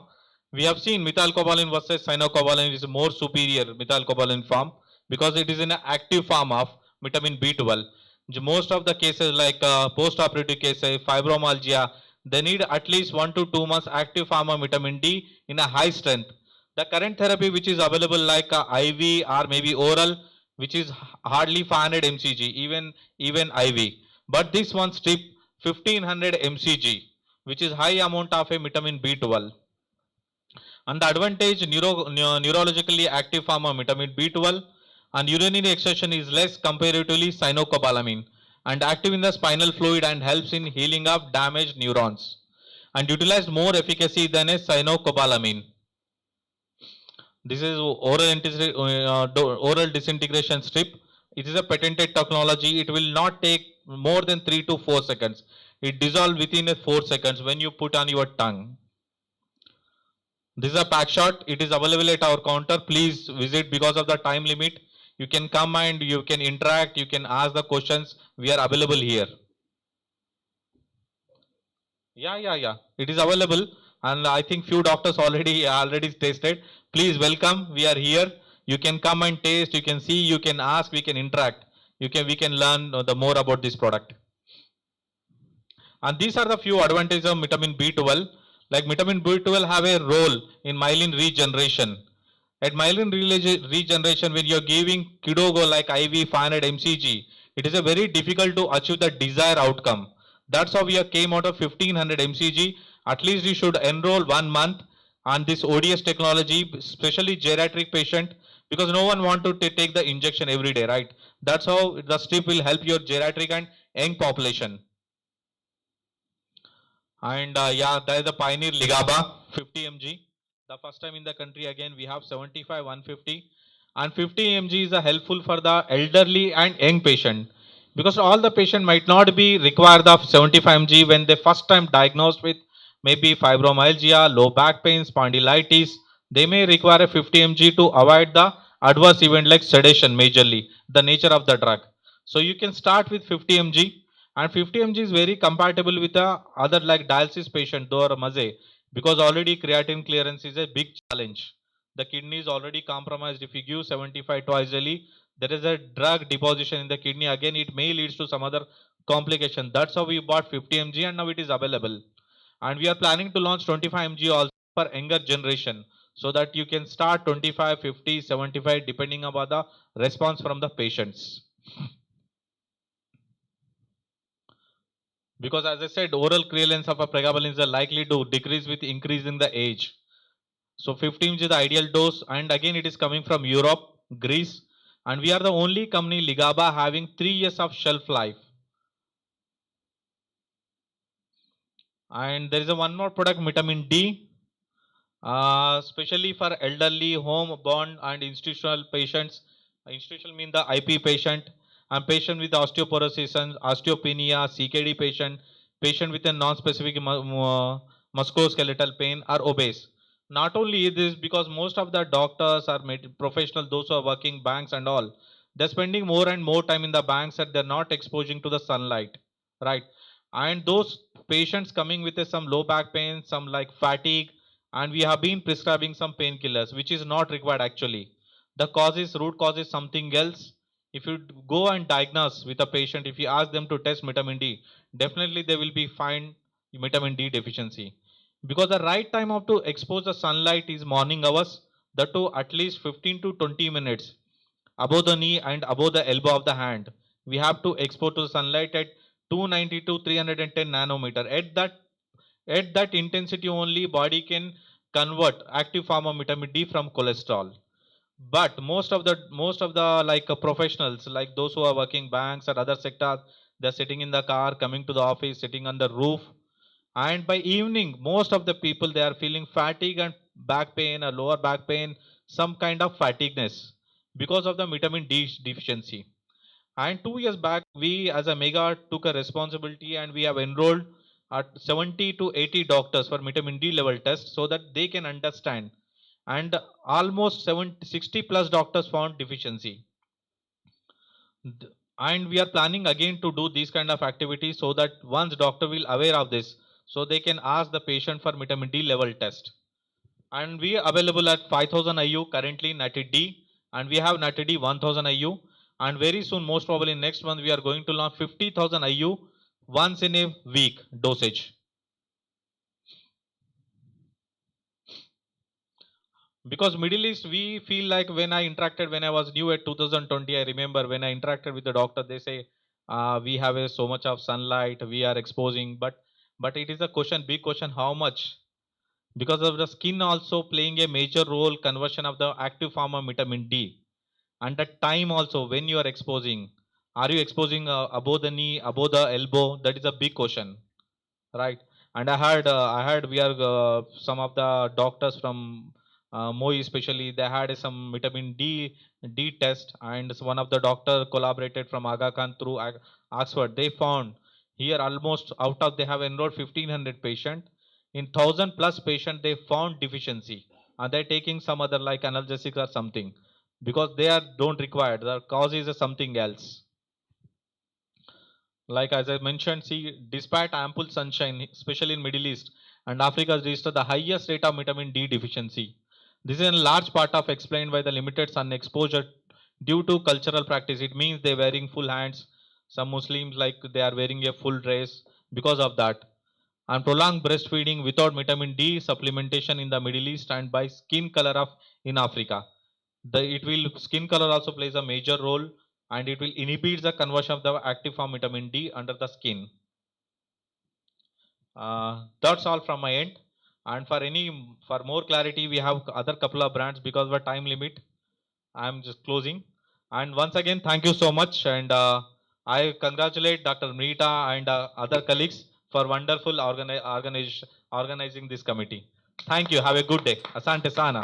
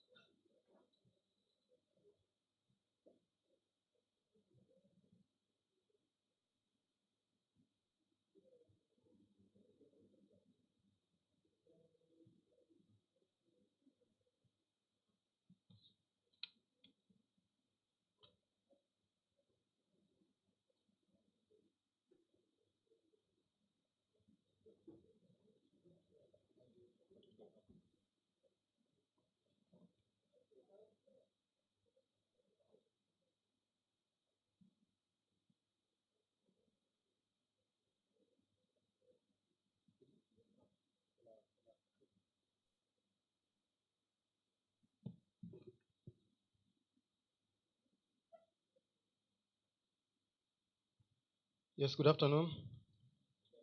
I am Enoch Johnston Mugira from Mzinga Military Hospital. I'm a certified prosthetist orthotist. And this afternoon, I'm privileged to share with you a little bit of an advocacy on how best the field of prosthetics and orthotics can be integrated into the contemporary orthopedic practice. To some of you, it might be something that's not new, but to those that these weddings are new, it's an opportunity then to hear a thing or two. My presentation will cover the projected outline, and to start with an overview, the World Health Organization has estimated at least 1 in 10 people in need of assistive technologies, particularly prostheses and orthoses, have access to them. And this is because of the projected reasons, but today I'll stick on the reason number 2, the lack of awareness, and which is why I'm here. Now, this is just a brief of who is a prosthetist orthotist. These are trained, regulated healthcare professionals that will take the patient into a clinical assessment and ultimately into the proper prescription of either a prosthesis, orthosis, or an orthoprosthesis. Of course, in the prosthetics and orthotic science, it goes with design, the fabrication, get training of the patient. And this is what is expected in a multidisciplinary team to get proper clinical outcome. Now, what is an orthosis or an orthotic device? You see, this is an externally device. It can be a single component or a series of assembled components that are applied to either the lower limb, upper limb, the trunk, the head, or the neck, or in the intermediate joints to augment for the pathologies in the neuromusculoskeletal system. And they can either be found as prefabricated, which are very common, or custom made. And this is a list of the most common prefabricated orthoses that you see. Now, this is an example of a custom-made patellar tendon bearing orthosis, and it can be used or prescribed by an orthotist in a clinical team to augment for the, we have been mentioning of the poor bone quality. Now, some fractures, some pathological fractures, in cases of osteoporosis or osteopenic bones, these patients can benefit from such a device. You'll note that this in particular device has an element of weight bearing at the patellar tendon and the gastros, and it goes to lock the ankle joint, the subtalar joint, the tarsals, and allow movement at the MTP, the metacarpophalangeal joint. And the very same design can also be used in cases of arthritis, whether degenerative or secondary to trauma at the level of the ankle joint. Also, in cases of stress microfractures and tarsal bones, which are usually missed, this kind of device can also be used. Or in cases of pace planners in overweight patients. Now, this is another example of a thoracolumbar sacrospine orthosis, which is used as a component in management of lateral spine deviations, such as scoliosis, following the proper assessment depending on the age, skeletal maturity, and the severity of the deformity. The patient can benefit from such a device. Now, these devices are usually indicated for patients who are presenting with a core angle less than 30 to 35 degrees. Anything close to 40 degrees, surgery is usually indicated. However, postoperatively, these devices can also be indicated. Now, we have similar devices, similar spine orthosis that cater for the most common lower back pain, that have an element of decompression of the vertebral body. So with the decompression of the vertebral body and assisting in offloading the vertebral body and the intervertebral disc. This is another example of hip, knee, ankle, foot orthosis for patients with spinal cord injury. Now you can see this device has incorporated. This is what we call a knee, ankle, foot orthosis. These are orthotic joints, and these are hip joints with a component of the of the spinal brace. Now, these patients usually are bedridden, but with these kind of devices, we can reduce the number of patients who are bedridden. And as you can see, this patient this picture was taken when this patient was doing gait training. Now, that was enough in a nutshell about orthotics. Now, prosthetics, in the other hand, is also an externally applied device. However, in this case, it arguments for the missing part or wholly body part. Now, this ranges from upper or lower limbs that are deficient, or in most cases, amputees. Now, in the realm of orthopedic surgery, the management usually starts preoperative. We have intraop management and post-op management. Yesterday, we had, and I'm very thankful to Dr. Onga, who mentioned a thing or two about the general surgeons. We have been really receiving patients who have been operated by general surgeons who have no clue on the muscular pull issues of the positioning of the surgical suture, beveling of the bone. You see, now this results into stumps which are usually hyperflexed, and they are complicating in the prosthetic management. However, with an orthopedic surgeon in place, usually this is usually the protocol. As you can see, this is the management of an immediate postoperative prosthesis. Usually starts with the resection, the closing of the surgical suture, and the application of an IPOP, an immediate postoperative prosthesis. Myself, I had a little bit of an exposure, a fair exposure at KSMC, supervised by Dr. Rogers. And this is the team, the prosthetist during the fitting of an IPOP. Usually, this is the protocol, and this is the adapter, and this is usually done at the theater table. And this is the final product. And at the end of this procedure, usually, this device is beveled to allow for wound dressing. Now, usually, this is the post-operative management in a nutshell. Now, that was enough with prosthetics. Now, in some rare cases, we have devices such as orthoprosthesis, which combines the function of an orthosis and a prosthesis in cases with a significant leg length discrepancies, particularly cases like proximal focal femoral deficiencies, cases like fibular hemimelia, as presented.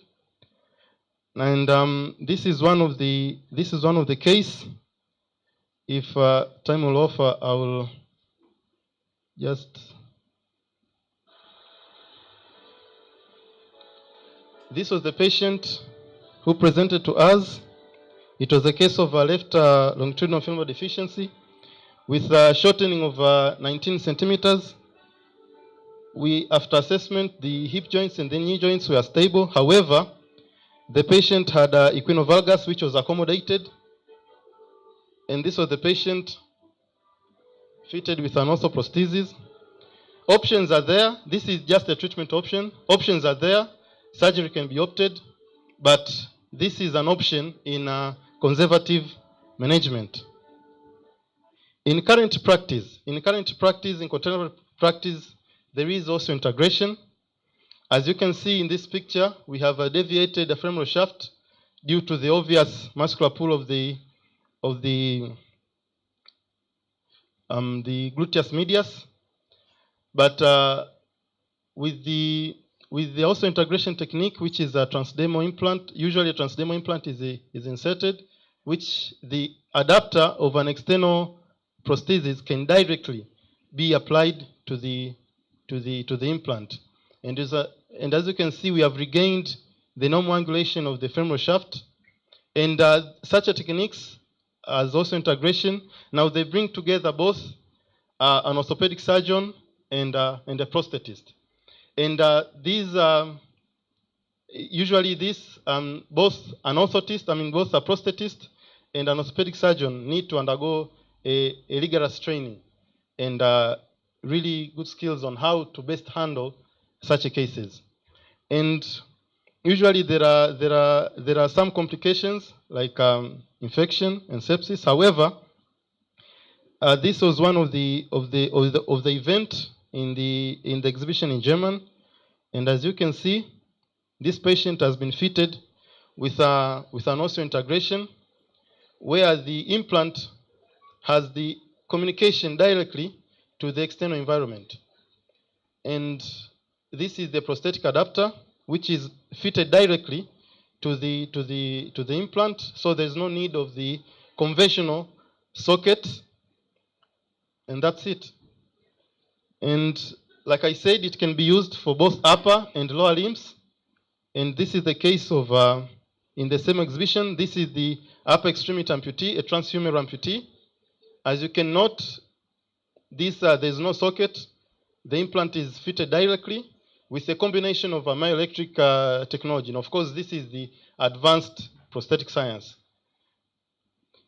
And thank you very much for your time. Karibuni sana Mzinga hapa Morogoro. We have a well-established, somewhat established prosthetic and orthotic department.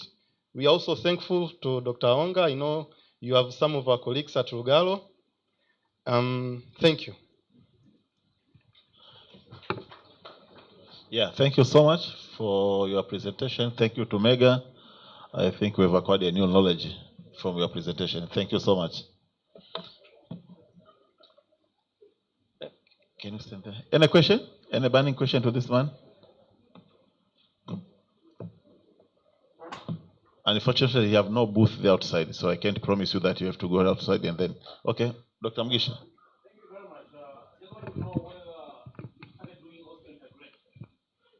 No, currently in Tanzania, we have not yet started to practice osseointegration. Like I said, it's an advanced technique. We are now looking forward to send some of our colleagues to train in osseointegration. Like I said, it's a dual training. An orthosurgeon has to be trained in osseointegration. Both prosthetists have to be trained in osseointegration. It's a two-way traffic training. Yeah, I think we need that because we have so much evidence now coming up, especially in Australia on the same. The good publications we have, so I think we need it. And it's unfortunate I was introduced as a sponsor. I'm not a sponsor. I'm a clinician from Mzinga Military Hospital. That's why I have no booth outside.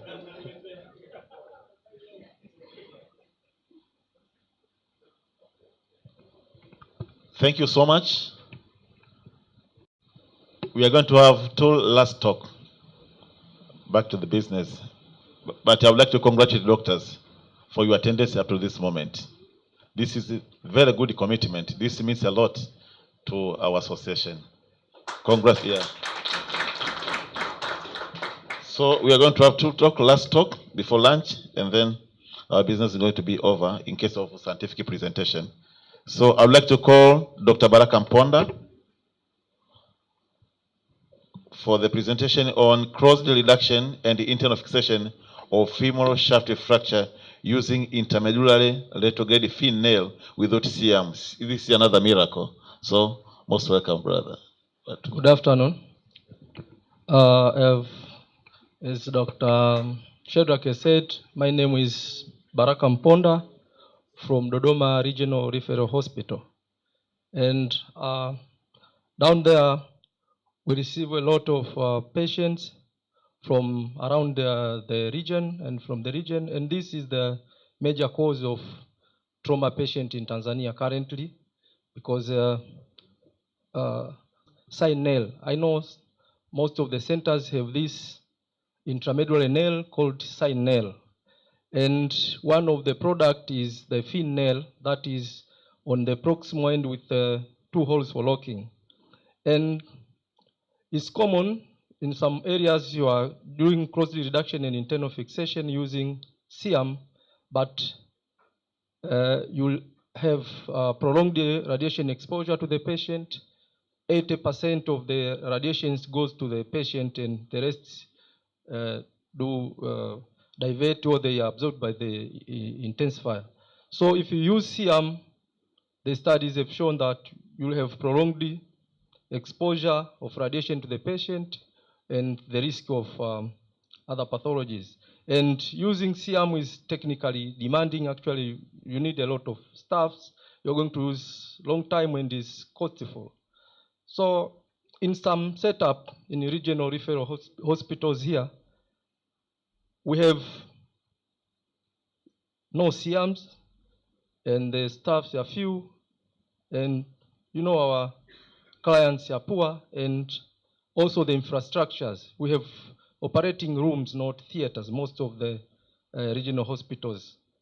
So using CM becomes a challenge. Now, at our hospital, we followed 61 adult femoral shaft fractures in 2022, and was a short period follow-up of 6 weeks. We checked the post-op control X-rays, surgical site infection, and the functional outcome on those 6 weeks, and we did the control X-rays. We excluded all open fractures, all the fractures of more than 2 weeks, pathological fractures, and patients with diabetes or prolonged use of steroids. But those with unilateral femoral shaft fractures aged more than 18 with minimal or no comminution or mid-shaft or distal shaft of fractures of femur were included.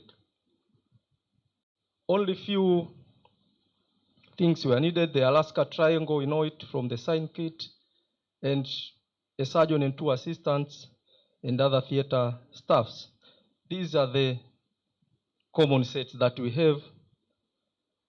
And the patient positioned at supine, hip and knee flexed at almost 45, supported by the triangle. And then here you have the traction and counter traction of the patient. Now someone will be pulling the leg. We don't have traction table. And the other one holding the patient.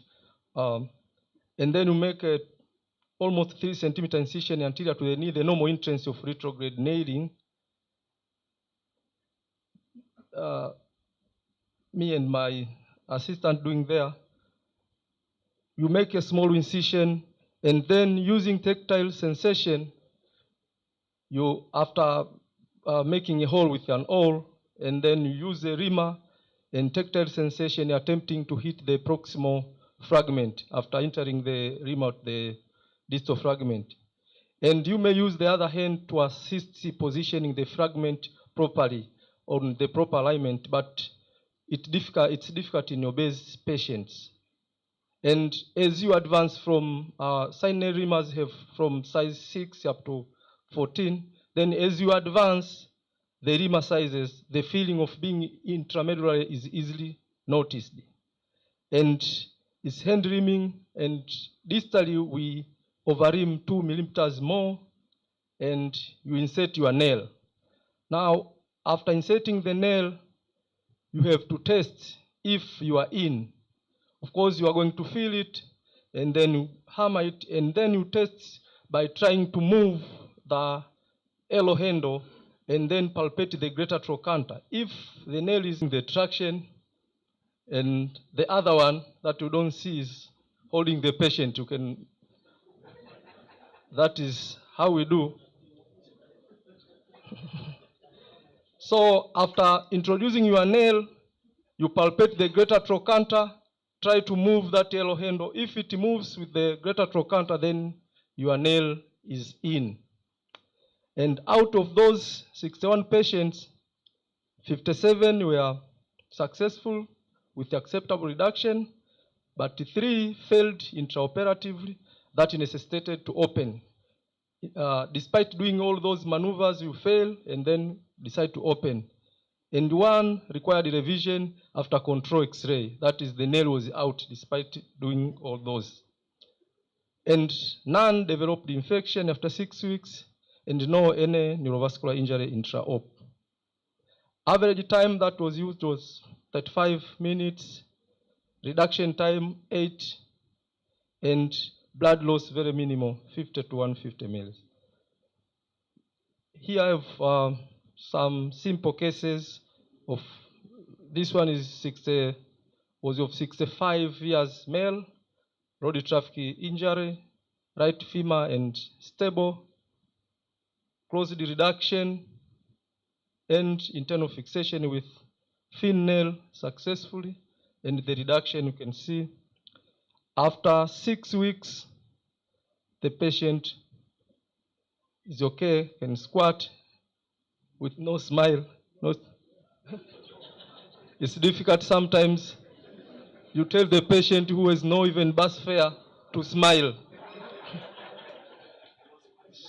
So maybe he's not smiling because of something else.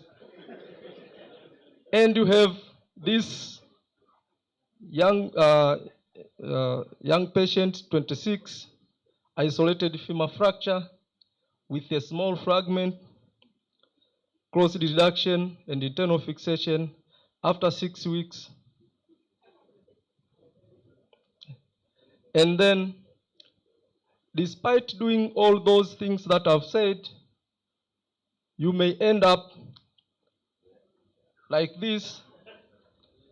And this, if you put your nail, it goes medial, and then you may hammer a little bit, it is hard, and then try to move it, may move with the greater trochanter if it's medial. So sometimes you may end up with this, and out of those 61 patients, one, I don't remember who inserted the nail. Maybe it's not me. It's my maybe it's my assistant. But actually, this sometimes happen. The issue is,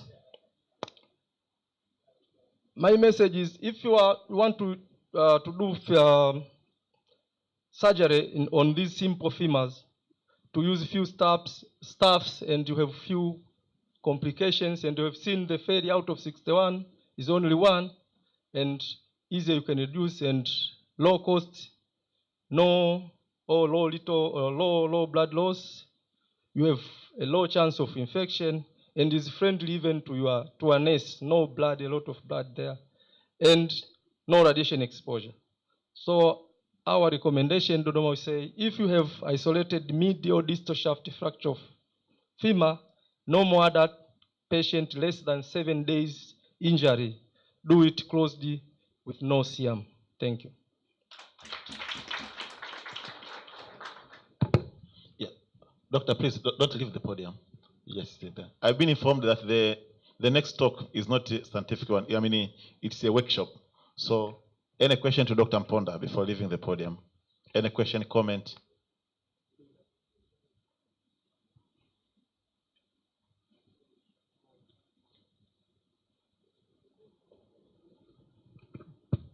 Hello.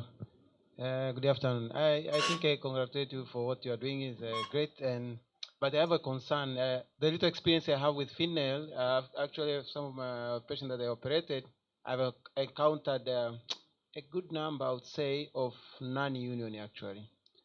And usually we do them open. The one that I had non-union, I did them open. So sometimes we think like maybe it's a weight-bearing issue or what, but so you are starting, I think you have X-ray of 6 weeks and the like. So in out of those 61, if you're doing close, is that there are more chances that you don't encounter non-union, or you have not followed them up to? So what is the experience regarding the union rate in that good close reduction with the fingernail?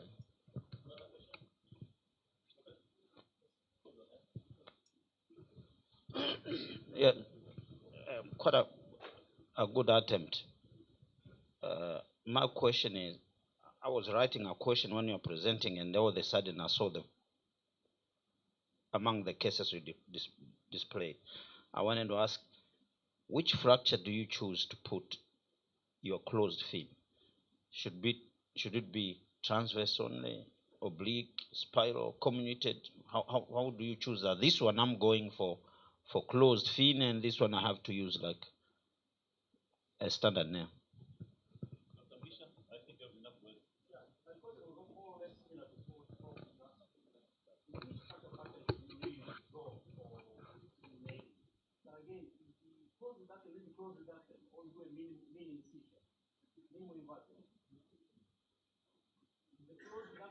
close reduction, or you do a minimal incision in the same reduction. Welcome. Thank you. To Dr. Sabas, this follow-up was for only 6 weeks, so we couldn't conclude about non-union and so maybe it's a room for us to follow up these patients and then see if there is any rate of non-union. And from Prof, we choose the simple distal shaft and mid shaft, or minimally, say with a small fragment like you have seen there. But if you have comminution, we cannot put a fin because there is a chance of collapsing and then you end up with bad results. But for the spiral one or the oblique one, yes, we do it closely and then maintain the traction. At the end of the day, after surgery, you can see if there is shortening or so, but those are the outcomes. We have not seen any complication from those spiral or transverse, or or oblique fractures. And the other is, open, okay. We only make a hole at the nail entrance and while the other incision on putting the screws. So that is closed. If you fail, then you go for the Filipino finger incision, that small, minimal incision of yours. But most of the time, and the issue here is do it early. If the patient comes today, if you do it today or tomorrow, it's easy, but after a week, it becomes difficult. Yeah, thank you so much. Good job, Dr. Mponda. Dr. Muhammad, I'd like to welcome Dr. Muhammad for the workshop.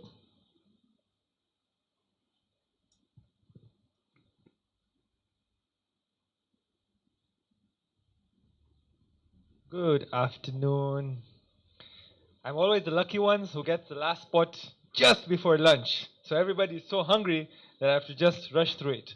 But today, I'm not going to be talking. I'll give a very brief talk, but then it will be a workshop. It will be you guys discussing your options and your choices, and then we'll fine-tune them. So, yesterday we had a very long talk by one of the finance experts. By no means there's a declaration of interest. By no means I'm a finance expert. It's just by the way.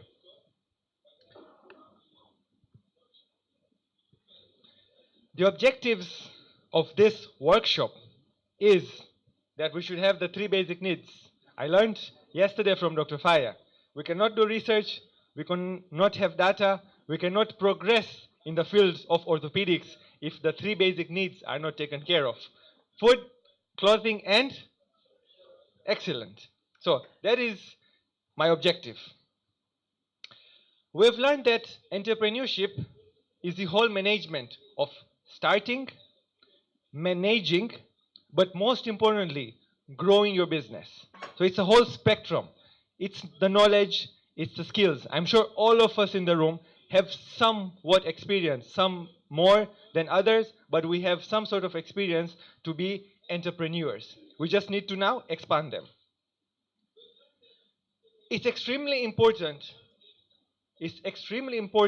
that one of the main things that we need to take into consideration is you have to have a vision and a passion. If we don't have the vision and the passion for the business that we're going to start, it will fail. So it's extremely important that we should have the vision very clearly. What do I want to do in the short term with this business? What do I want it to do in the short term? And what do I want it to do in the long term? So it's extremely important. But also, we should be innovative and creative. There may be 100 other people doing the same business, but what more can I add? What more value can I add to that product or service that I am giving in offer so that people will choose me instead of others? If I can give you an example. Who knows Jeff Bezos? Jeff Bezos. Do we all know Jeff Bezos? Yeah. What did he do? What did he invent? Professor?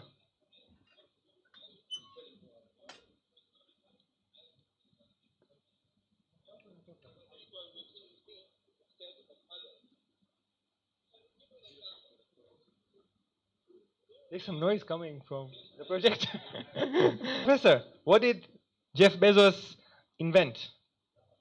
The Amazon. In 1994, he came up with the idea of having everything under one roof. We have supermarkets, we have hypermarkets, and then we have Amazon. Amazon has everything. Some people say, you know what, you're crazy. It will never work. He started this business where? Did he have $1 million in hand? Did he have $10 million? Did he have $1 million? $500,000? No. He started this business in his garage. And look where he is just now. So you have to have a vision, have a passion, and be creative as well. Of course, there are risks. The higher you want to earn, the higher the risk may be. UTT, as we said, is one of the safest, but it's 10%, 16%. If you want to go big, then the risk may be involved more. Risk is everywhere. Tukiwa tunatembea, whether we are riding a bicycle, au tunapanda boda boda, which Gisha is not a fan of, or we are in a car, or we are in a bus, or we are in even a plane, there are risks of having an accident. I will still call it an accident, but there is relative risk. So risk is always relative.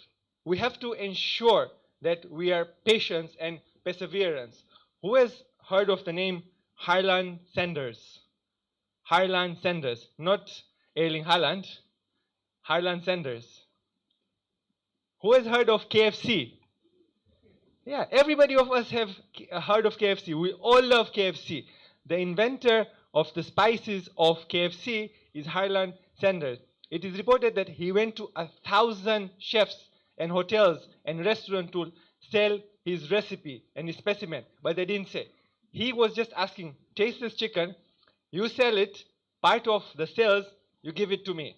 He went to 1,000 restaurants. I don't know how many days or years that took, but he went to 1,000 places. They all said no. If it would be me, I'd go to one place, apply my CV, go to second place. You know what? This doesn't work. But he had a vision, he had a passion, he really trusted himself. So he went for it. Of course, you have to understand the market, be able to communicate, because that's the most important thing. You may have the best product, you may have the best service, but if you don't know how to sell, then unfortunately, you may not be able to sell. You have to have a good networking, and of course, continuous learning life is all about learning. So, what we will do, discuss on how to start a business, then I want us to apply these principles in small groups. So after a few minutes, I will divide all of us into small groups. You guys have to come up with business plans that we can take out from here, so that we can be like a more of a practical thing rather than theory. Starting a business, number one, you need to have a plan. What do you want to do? What do you want to achieve? How do you want to achieve it? So you need to generate the idea. It's like more of a research. How you come up with the research. You have the research question that, okay, I have no CR, I am at Dodoma, and I have very limited operating time, but I have fingernails. What can I do? So you think of the research problem, and then you come up with the research questions, and then you come up with the whole research and the proposal, and then you go for it. Similar to that, just like business, you need to think what you want to do, you need to plan it out, and then you need to see how you will cover the finances and what you want to achieve by doing the marketing and the sales. The idea generation, there is a SWOT analysis, SWOT, SWOT analysis is very important. And we will all do this. S stands for strength. So you have to know what is the strength of your business. Why would your business prosper? What are the weaknesses? We all have weaknesses. The most important of us is we don't have time. If I have to be at 10 different places, I have a farm to take care of, I have a business to run, I have some investments I've kept there, and I have a kiosk, I have some buses. Like the weakness will be that I will not be able to give time. Either I will not be able to do my surgeries and see patients, or I will not be able to fertilia what is going on with my businesses. The opportunities, if there is a gap that I'm seeing in the service that I can provide and offer or product, then that's an opportunity for my business to prosper. And finally, what are the threats? Whether it's competition, whether it's the market itself. So, as part of planning, we have to see what are the financial needs. Not every business needs $1 million. Not every business needs 100 million shilling. Some business can be started with 500,000. Some need a lot more than that. So choose the business structure, set up the operations, and build the brand. So what I will do, I will divide all of us in 6. I will ask the people who are in the inner U to just turn their chairs, face on the other side, so that we can group you in 6. So I will group 1, in the middle 2, behind 3, this way 4, 5, 6. I'll all hand. Dr. Krishna, can you help me? Go.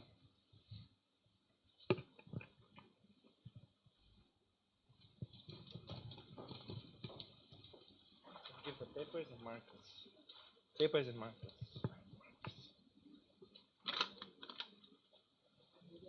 Yeah. Let's divide. So let me show you. So what you need to do is come up with a business plan, strategize it, do the SWOT analysis, and you'll have 10 minutes for that. And then after 10, we'll discuss. Guys, this is our project. We need to participate. We need to changia. Naomba markers hapa.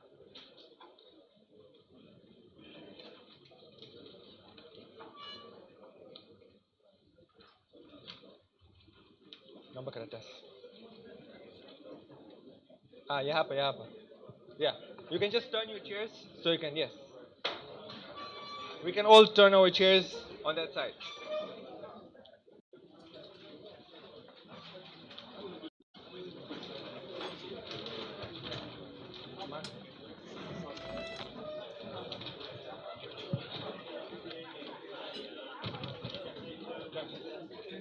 Turn. Kule. Hi, hapa group moja. Gonna kuletea. So, have we all understood what we need to do? Have we all understood what we need to do? Okay. So, we need to come up with the business plan. Any business, whether kufuga kuku, kufungua hospitali, kufungua pharmacia, or kuwa na kiosk. Any business. There is no small, there is no big. Come up with a business plan. What you need to have as investment, how you will do the marketing, do the SWOT analysis, and then finally we will discuss. Are we together or together separate? Together. You have 10 minutes. Yes.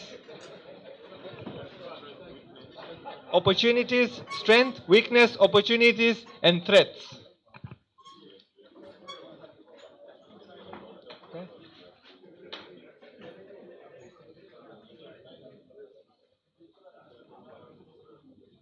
Yeah.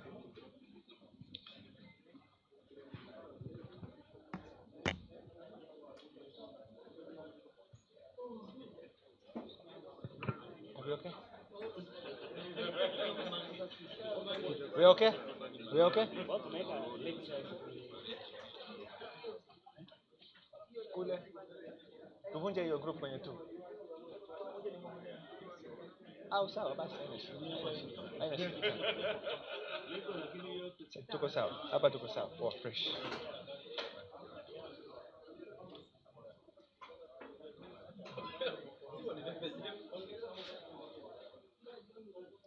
Tuko vizuri?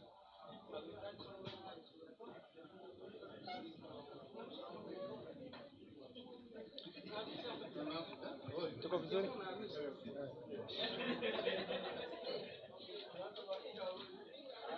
Think out of the box. Sio kila mtu afungue pharmacy. Just by the way. Mnaweza kuendelea. Sijasema msifungue pharmacy. Kuna vitu vingi kwenye maisha. I actually did an AI search yesterday, ChatGPT. Give me the best options of businesses to run in Tanzania. It gave me medical, tourism, agriculture. So all these are options.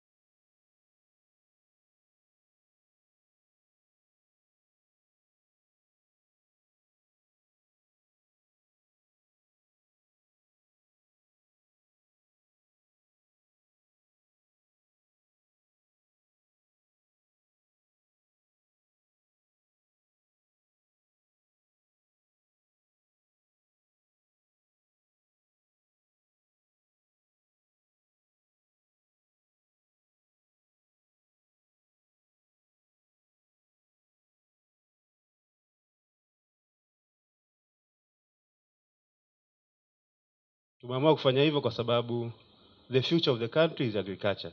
Nadhani wote hilo tunaelewana. The future of the country is agriculture all over the world. Na hii nadhani tuliona tu juzi vita tu vya Ukraine vilivyoumbisha mataifa mbalimbali kwenye chakula. Nadhani baadhi yetu hata tulikuwa hatujui kwamba Tanzania inaagiza vyakula Ukraine. Hilo tu tulikuwa tufahamu, lakini baada ya kutokea vile vita, even food security in the country iliyumba. So baada ya kuona hivyo tukaona okay, so now we need to pull up tuweze kuanzisha hili duka hapa Morogoro. Kwa nini tumechagua Morogoro? Morogoro ni kati ya mkoa ambao kwenye zile big fours Tanzania kwenye masuala ya chakula na yenyewe ipo wazalishaji wakubwa kwa sababu ya wakulima wengi, jiografia ya mkoa husika pamoja na hali nzuri ya hewa.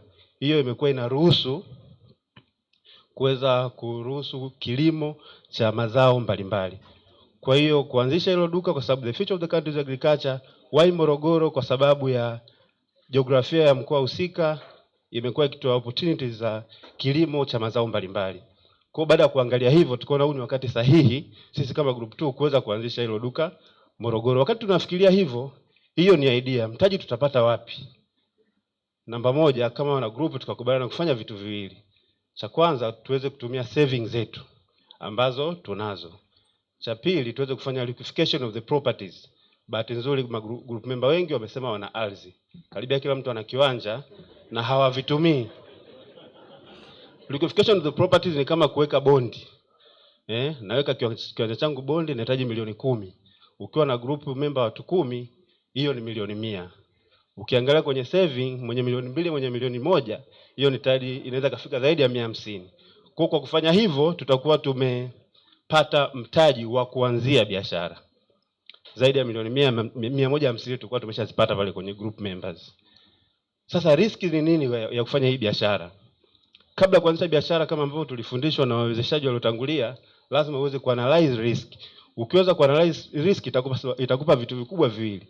Kwanza utazifahamu hizo riski, lakini vile vile unajiandaje utakapokutana nazo.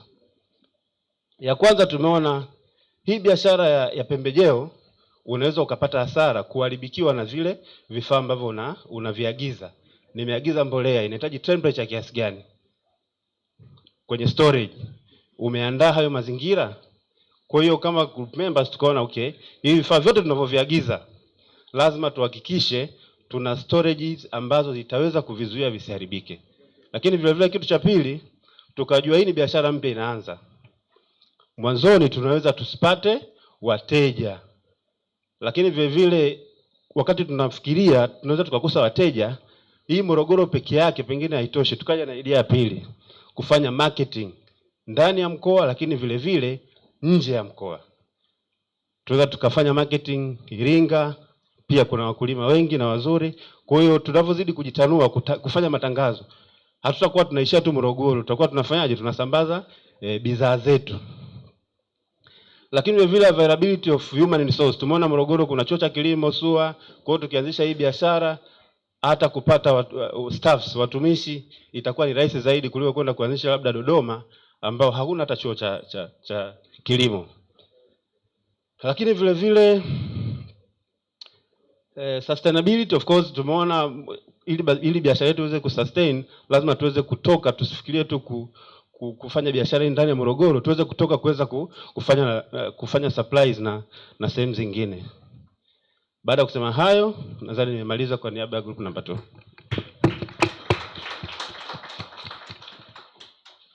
Business in 10 minutes. Excellent. I should say that this is a whole day workshop. We've just cramped it up in 45 minutes. So apologies for that. Volunteer from this group? Hi, Terry, hi.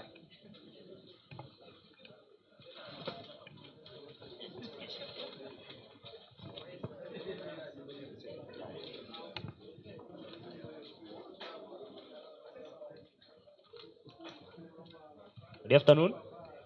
Good afternoon. Sisi tumeamua kuanzisha a D club. Hii ndio itakuwa biashara yetu. D stands for Doctors Club. Kwenye hii club utakuwa na different kind of entertainments vinywaji, sports bar, golf clubs, pool table, na kutakuwa na consultation room ambao sio rasmi. Kwa strength ya hii biashara yetu is mostly passive income generating activity. Wakati uko theater kuna watu wanakunywa bia kule, hela zinaingia. Na customers ni sisi. Tunaanza sisi, wanaenda madaktari wengine na watu wengine. Weakness ni kwamba tuko wachache. Na hao wachache tuko wa imani tofauti. Kuna ambao hawanywi, hawatumii pombe. And the opportunities ambao tumeziona, madaktari tuko kila mahali mikoa yote, na we are moving across cities. Then the challenge ambao tuna anticipate ni kwamba hii business is not a new thing. Good. Clap hands. How will you address the weaknesses? How will you address the weaknesses? There's a lot of burnout kwa daktari. There's burnout, there's stress, there's depression. So it's a good idea, but how would you address those weaknesses? Like the first weakness that we have few, we'll invite doctors, all doctors, the registrars, the interns. So we'll try to convince the interns to join the all genders? family. Yeah. Male, female? All of them. All genders, okay. And the next the issue of beliefs, it's more of a, it can be also a challenge. Can you give more services instead of only D club? Like there can be a sports park or a theme park, car wash, video games, car wash, car servicing, shaving. This will be suitable for doctors and their family and friends. Yeah. So a playground for the children, so that the doctors can bring their children. Okay.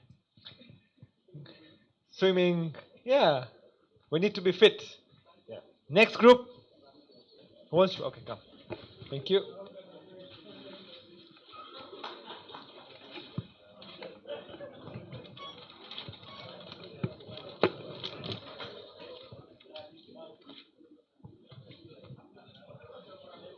Good afternoon. Good afternoon. Ili niwe comfortable naomba nitumie lugha ya Kiswahili. Sasa our business plan is to produce orthopedic implants. And our investment we approximate a capital for $400,000. For that amount, we know we can get a machine which for producing these implants tunaweza tukapata land kwa ajili ya kuinstall hizo machine. Tunaweza kupata raw material, na kwenye raw material tunajua kwamba tutahitaji raw material ambazo zinaweza zikawa compatible na mwanadamu, ambao utahitaji kufanya research na nini, hiyo itachukua muda mrefu. Lakini kuna hizi compatible material ambazo, kuna hizi material ambazo tayari zishafanywa research na zinajulikana kwamba ziko compatible na binadamu, ambazo ni titanium and some stainless steel. Alafu tunahitaji sterilization unit, packaging, tutahitaji ku align according to the law and the regulation, ambao regulatory bado tunajua ni TMDA. Alafu pia tutahitaji manpower. Kwenye hii capital, sisi hapa tukijichanga pale tunaweza tukapata kama almost half of this. Hiyo nyingine tutaandika proposal bank, alafu tutapata the rest of the money. However, hivi vitu vyote tuna uhakika vita according to our cost analysis na kila kitu tunahitaji hii hela ndo itakuwa nani. Now for the strength, we know orthopedic implants are marketable in our country and neighboring countries. We know they are very highly demanded and will create employment opportunities, but also will contribute some form of tax to the government. Weaknesses, we know it will be hard to secure capital. Tunaweza tukaenda sehemu kadhaa tukakataliwa, lakini hatutakata tamaa. Tunajua kwamba kutakuwa na learning curve kwenye e-business ambayo tunaianza.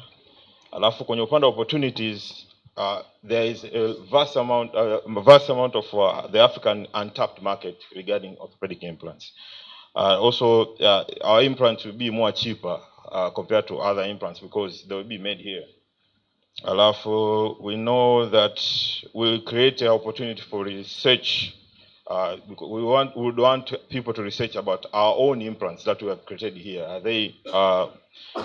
But also we'll learn how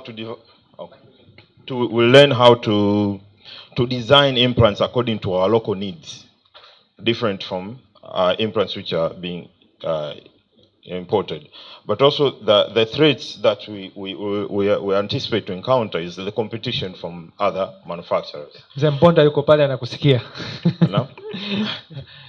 But also we are anticipating our culture, which is hard to believe in locally made products. But to encounter these threats, we'll try to make the best implant that there is.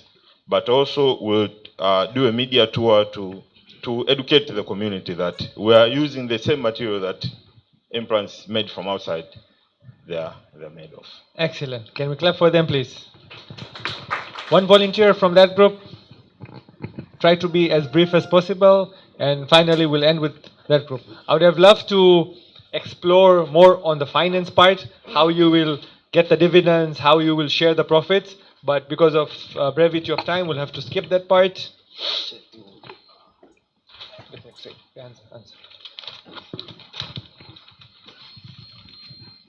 Good afternoon. Also, our plan is to have a pharmacy. So we have some few clarification to go through. Pharmacy yetu sisi tutakuwa na strength zetu ni kwamba it is within our professionals and the location it is strategically kwamba tutakapofungua pharmacy yetu ni karibu na tunapofanyia kazi zetu. Kwa hiyo it is easy kupata wateja na prescribers tutakuwa ni sisi wenyewe. And pia availability ya dawa itakuwa ni rahisi kwa sababu tutakuwa tunaelewa namna ya kupata dawa za kuweka kwenye pharmacy zetu husika. But there is the weaknesses ni kwamba kuna competition mtaani around kwenye pharmacy yetu na pia it's not within our profession. Tunamhitaji labda pharmacist kutoka mahali, kwa hiyo itatubana hapo kidogo na time for supervision kwa sababu kazi zetu ni nyingi ndani huko. Kwa hiyo shughuli yetu ya pharmacy itakuwa ni sehemu moja ya weakness na suspicions kwamba sisi ni madaktari, wakisikia tuna pharmacy utajua alishachukua dawa za MSD tumejaza kwenye pharmacy yetu. Kwa hiyo hiyo ni sehemu moja hapo ya weakness, lakini tuna opportunity kwamba the pharmacy is within our professional and location and accessibility ni vitu ambavyo tunavimudu kama madaktari. Kwa hiyo ni opportunity mojawapo kwetu sisi. Lakini threat kwenye pharmacy yetu tunayotaka kufungua ni kwamba kuna expiring ya dawa tutakazokuwa tukiziweka pale, na pia tuna price competition around, na also government policies ni sehemu ya threat katika kuendesha hiyo pharmacy yetu ili tuweze kufanikiwa. Financing and planning, kama watanguliaji walivyosema, na sisi tuta pull up our own resources.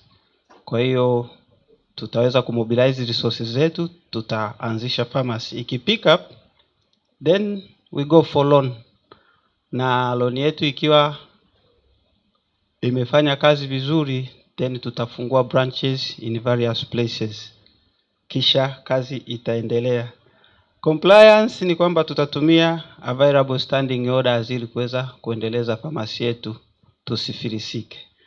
Na marketing and sales, it is by flyers, promotions, social na direct contacts to those whom we will be serving, kwa sababu wateja wetu tunawajua, ni rahisi kuwaelekeza namna ya kupata hizo dawa zetu. dawa zao. Itachukua NHIF haitachukua? NHIF? Within tutachukua. Asante sana. Thank you very much. Round of applause for them. The last group before we conclude.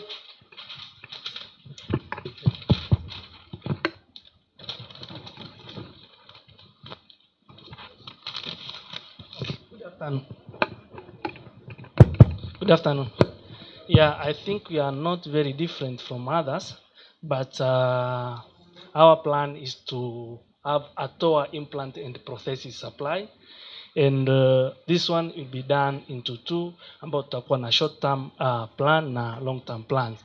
In this short term plan, I'll explain it here down, and the 20-year plan ambayo is to own an industry. So our compliance and regulation will comply with the country's regulation, and we follow that's the TMDA, the MSD, and the Ministry of Health. Our funding that we thought at first, or we think in the short-term plan, on the first 2 years is our own contribution. We can decide, for example, in a number of 300 specialists, maybe contributing 50,000 each monthly, we may raise up to 15,000 Tanzanian shilling every month. It means per year we may get 180,000. If again we may decide and accept each other that we may raise this amount into 100,000 per month, and maybe in a number of 300 specialists, it means in a year we may get up to 360 millions. In this 360 millions, if you times it into 2 years, it means we may have almost nearly to $1 billion. With that one, we'll be in a position to open or to own this supply. And if now we get this money and we open that, we'll be in a position, since we'll be owning as the specialist in orthopedic, and the implants that we'll be in a position to have, we'll be able to supply to the regional and referral hospital, the zone hospital, the private, and even in the national hospital. And maybe in the long run, after running all this, maybe later on when we have enough profit, enough capital, enough contribution, now we may decide now to own our own industry, whereby instead of opening or maybe importing the product or our products from outside, we may decide now to open an industry within. Now, because if you see the product or the implants that we are using, they are becoming, or their price is high because of the middlemen in between. But if we avoid all the middlemen and we own our own company and we buy all these things and we start selling, I think it will be cheaper to the patient, and also will have a profit as an organization. And again, in that line, it means even if you are a member and it happened that you contributed and in the process or in the line of you died, maybe now we'll bring in your child to continue to be a member of that of the association, so that you can also continue getting the profit. Or we may decide if they don't want to continue, maybe because whoever was a member has gone or is diseased or has died, then what we shall decide, maybe we may give all what he want, all what he contributed plus the profit, or he may continue contributing and end up to be a member. Thank you. Mheshimiwa President na President-elect, those are the plans that we can have as TOA. Excellent plans. Yeah. One thing that I learned from this is unity. It's an age-old lesson, but unity is how we can grow. If I am alone, if I have 1 million shillings, I probably can't do anything. But if we are 10 of us, and each one of us has 1 million shillings, then I think we can go further. There's a saying that if you want to go fast, go alone. But if you want to go further, go together. With that, I think one of us, more than one of us, has some experience in operating hospitals and clinics, and I would like them to give some experience. Dr. Matoyo, please. You can share some experience. Thank you.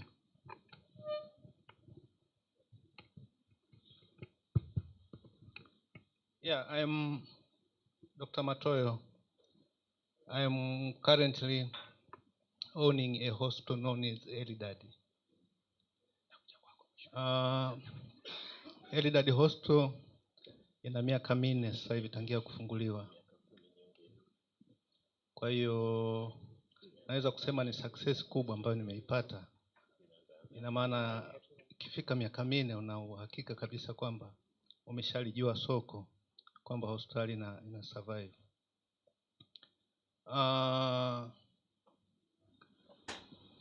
Cha kwanza kwenye kudecide kwamba I want to do a business ya hospitali, cha kwanza nilifikiria kwamba ni kuweka determination kwamba umeamua kwamba you must have a hospital.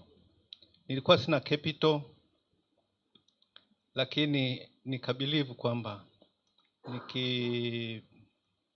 nikijituma nitaweza kujenga hospitali no matter how many years nitatumia, lakini lengo ilikuwa ni kufika kwamba kuwa na hospitali. Kwa hiyo lile ndio jengo ambalo naliona sasa hivi ambayo ni 4 years now operating.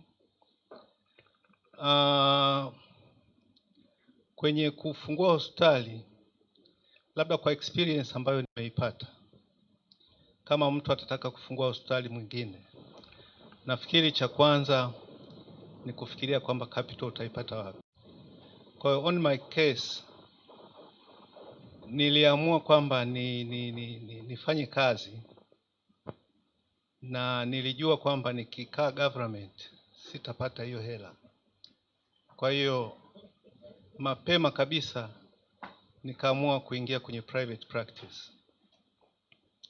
Not only private practice, lakini niliamua kufanya kazi yani kupitiliza, kwamba nilikuwa na hospitali 3 ambazo ni private na nazunguka the whole day, unakuwa busy calls na nini. Of course advantage ya wakati huo wagonjwa walikuwa wengi private, tofauti na sasa hivi hospitali zimekuwa nyingi. Wagonjwa by then even NHIF walikuwa hawa control mashirika ya mengine ya TANESCO, NMB, wote walikuwa kwenye private insurance companies. Kwa hiyo wagonjwa walikuwa wengi, income ilikuwa inaingia vizuri. Nikaweka target kwamba na collect pesa at least milioni 300 ndio kianzio cha kwanza kujenga hospitali. Kwa hiyo nikawa na kipindi kama cha muda miaka 2-3 na collect tu hela hospitali ya benki mpaka ilipofika 300 million. Na kwa sababu nilikuwa na malengo tayari before, nilianza kununua hata vifaa vingine mapema kabisa kabla hata ujenzi wa hospitali haujaanza. Kwa hiyo nikipata drill machine nanunua, na kwa sababu nilikuwa private ilibidi niwe na seti za kwangu mwenyewe ambazo hospitali nyingi za private hazina seti, orthopedic sets. Kwa hiyo ukienda bila seti na maana hutaweza kufanya operation yoyote. Kwa hiyo nikaanza kununua seti, nikawa natumia, nikanunua vifaa mbalimbali vya implants zenyewe, nikawa nafanya collection. Then ikafika muda ambao nikaona nimesha deposit zaidi ya milioni 300 benki, ndio nikaanza kujenga. Kwenye kujenga hospitali you must have a design ya hospitali, kwa sababu huwezi, yani you have to involve architect. Architect anakuuliza what is your plan or what is your design, kwa sababu ni kama unampa idea yako, yeye ndio aweze kudesign hospitali ambayo naitaka. Kwa hiyo that is the hospital which I was planning. Nikapata design hiyo. Then ukipata design you have to go to the Ministry of Health, ambako watakuguide kwamba kama kuna marekebisho you need to do. Unfortunately by that time, yani mtu aliyekuwepo hakuwa very serious. Kwa hiyo akaniangalia tu akasema is okay, you can proceed. Kwa hiyo tukaanza ujenzi. Challenges zilikuwepo, of course, ni nyingi, lakini I kept on overcoming them. Nilikuwa naendelea kufanya kazi huku najenga, ambayo nafikiri mojawapo ya weakness maybe ambayo ninaweza nikasema labda kwa mtu ambaye anaanza labda aware. Yani you need, kwa sababu muda mwingi unakuwa kazini, supervision ya ujenzi inakuwa ni ngumu. Kwa hiyo ilikuwa challenge mojawapo vile vile. And then yani support nyingine ambayo naweza nikasema nashukuru nilipata support nzuri. Kwenye kufanya hivi vitu you must have a good wife ambaye anakusupport vile vile. Kwa hiyo muwe wote kitu kimoja. Kwa hiyo nilipata advantage kwamba wife akasema kwamba mimi nitatake care mambo yote ya nyumbani, wewe concentrate tuna hospitali. That's how I did. Kwa hiyo ni muhimu sana kupata mchoro kamili, kupata clearance kutoka wizarani kwamba mchoro uko okay, uendelee, kwa sababu vinginevyo by the time unakuja kufungua utakuta marekebisho ni makubwa mno ambayo utashindwa kuyafanya. Inakuwa ni shida tena baadaye. Otherwise nafikiri challenge kubwa ambayo imekuja kujitokeza baadaye wakati tumesha open sasa ni how to run, especially considering NHIF costs ambazo wanakuwa wanalipa. Unakuta kwamba expectation haikuwa hiyo, kwa sababu yani malipo ya NHIF yanakuwa chini sana. Unafanya kazi kubwa, you don't get kitu ambacho ulitegemea. Lakini at least you try to include and other companies, cash patients. Kwenye kujenga vile vile you must be aware kwamba you must decide kwamba je, nitumie consultant au nimpe mtu kabisa yeye ndio asimamie hicho kitu, ambayo ukimpa mtu asimamie cost inakuwa ni kubwa sana. Kwa hiyo it's better you get a technician ambaye unakuwa tuna engineer ambaye anakuja supervise, kukagua. Unatumia hela kidogo chini kuliko ukisema umpe mtu asimamie kila kitu.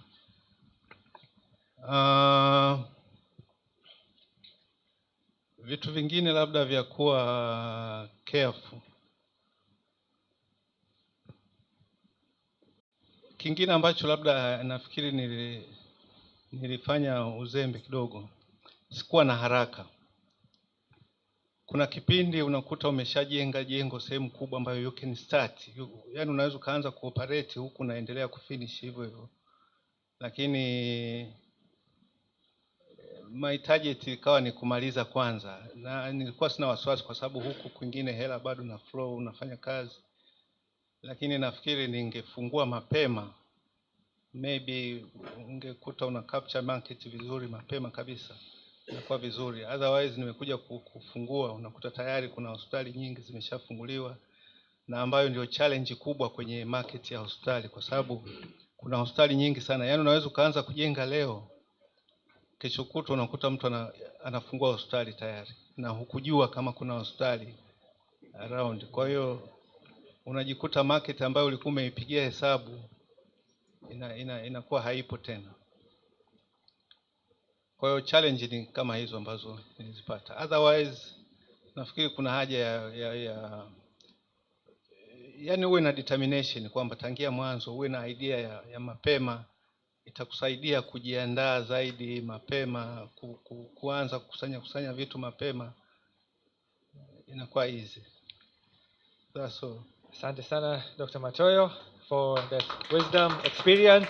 Last comment, President-elect, 10 years after you have started your private practice, what would you do differently, if at all you would do something differently? Asante. Naitwa Isidori Ngayomela, daktari wa mifupa, niko Kamanga hospitali Mwanza. Nafikiria na refer into Kamanga Medics Hospital, ambayo ni hospitali tumeanzisha madaktari watatu kwa pamoja, miaka 10 sasa imeshafika.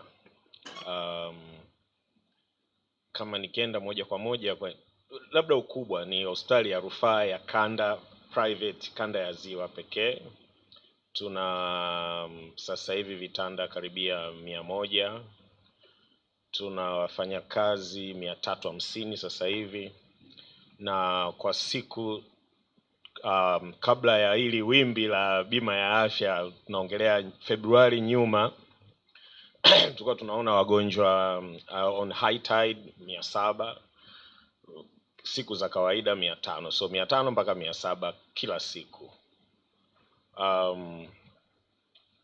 So tukirudi kwenye nini tunaweza kufanya tofauti leo, nafikiri moja ni kuangalia kama unakuwa na biashara ya hospitali, wateja wako wakubwa ni wagonjwa wa bima. Kwa mfano sisi 70% walikuwa wa bima ya afya.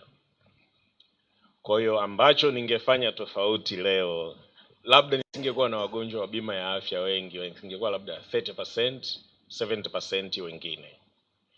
Na nasema hivyo kwa sababu ukiwa na partner mmoja na dominate, manake unabadilika naye.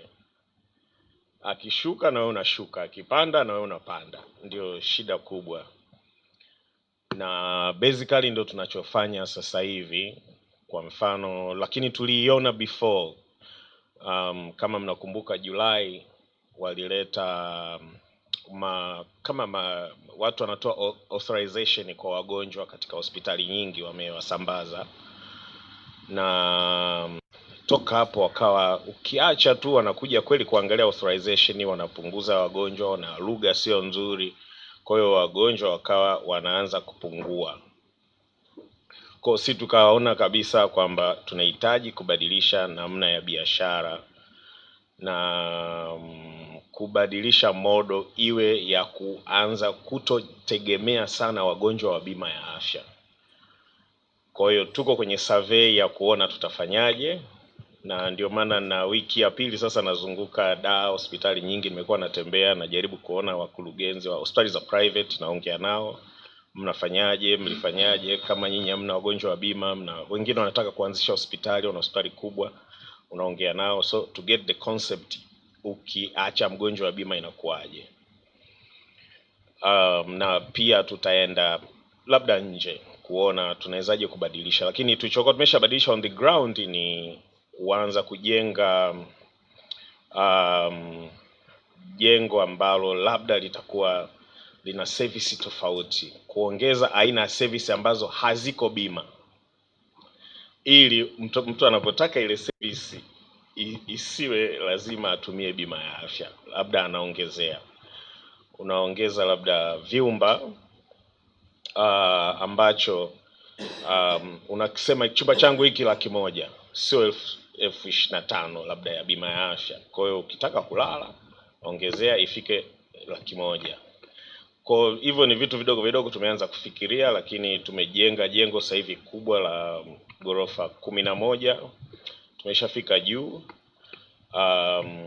Tunaanza kufikiria kumalizia maybe mwaka mmoja ujao, ili tuelekee mwelekeo wetu wa kuanza kusurvey na kubadilisha style ya biashara ili tusife, uweze kutimia. Asante sana Dr. Isidore, and thank you all for participating. Lunchtime, you have your coupons, we can go for lunch, and then Dr. Dinda, we have the AGM? Yeah, straight after lunch? Yeah. What time? 3 or? Okay, so we start our AGM at 3 p.m. please. Thank you very much.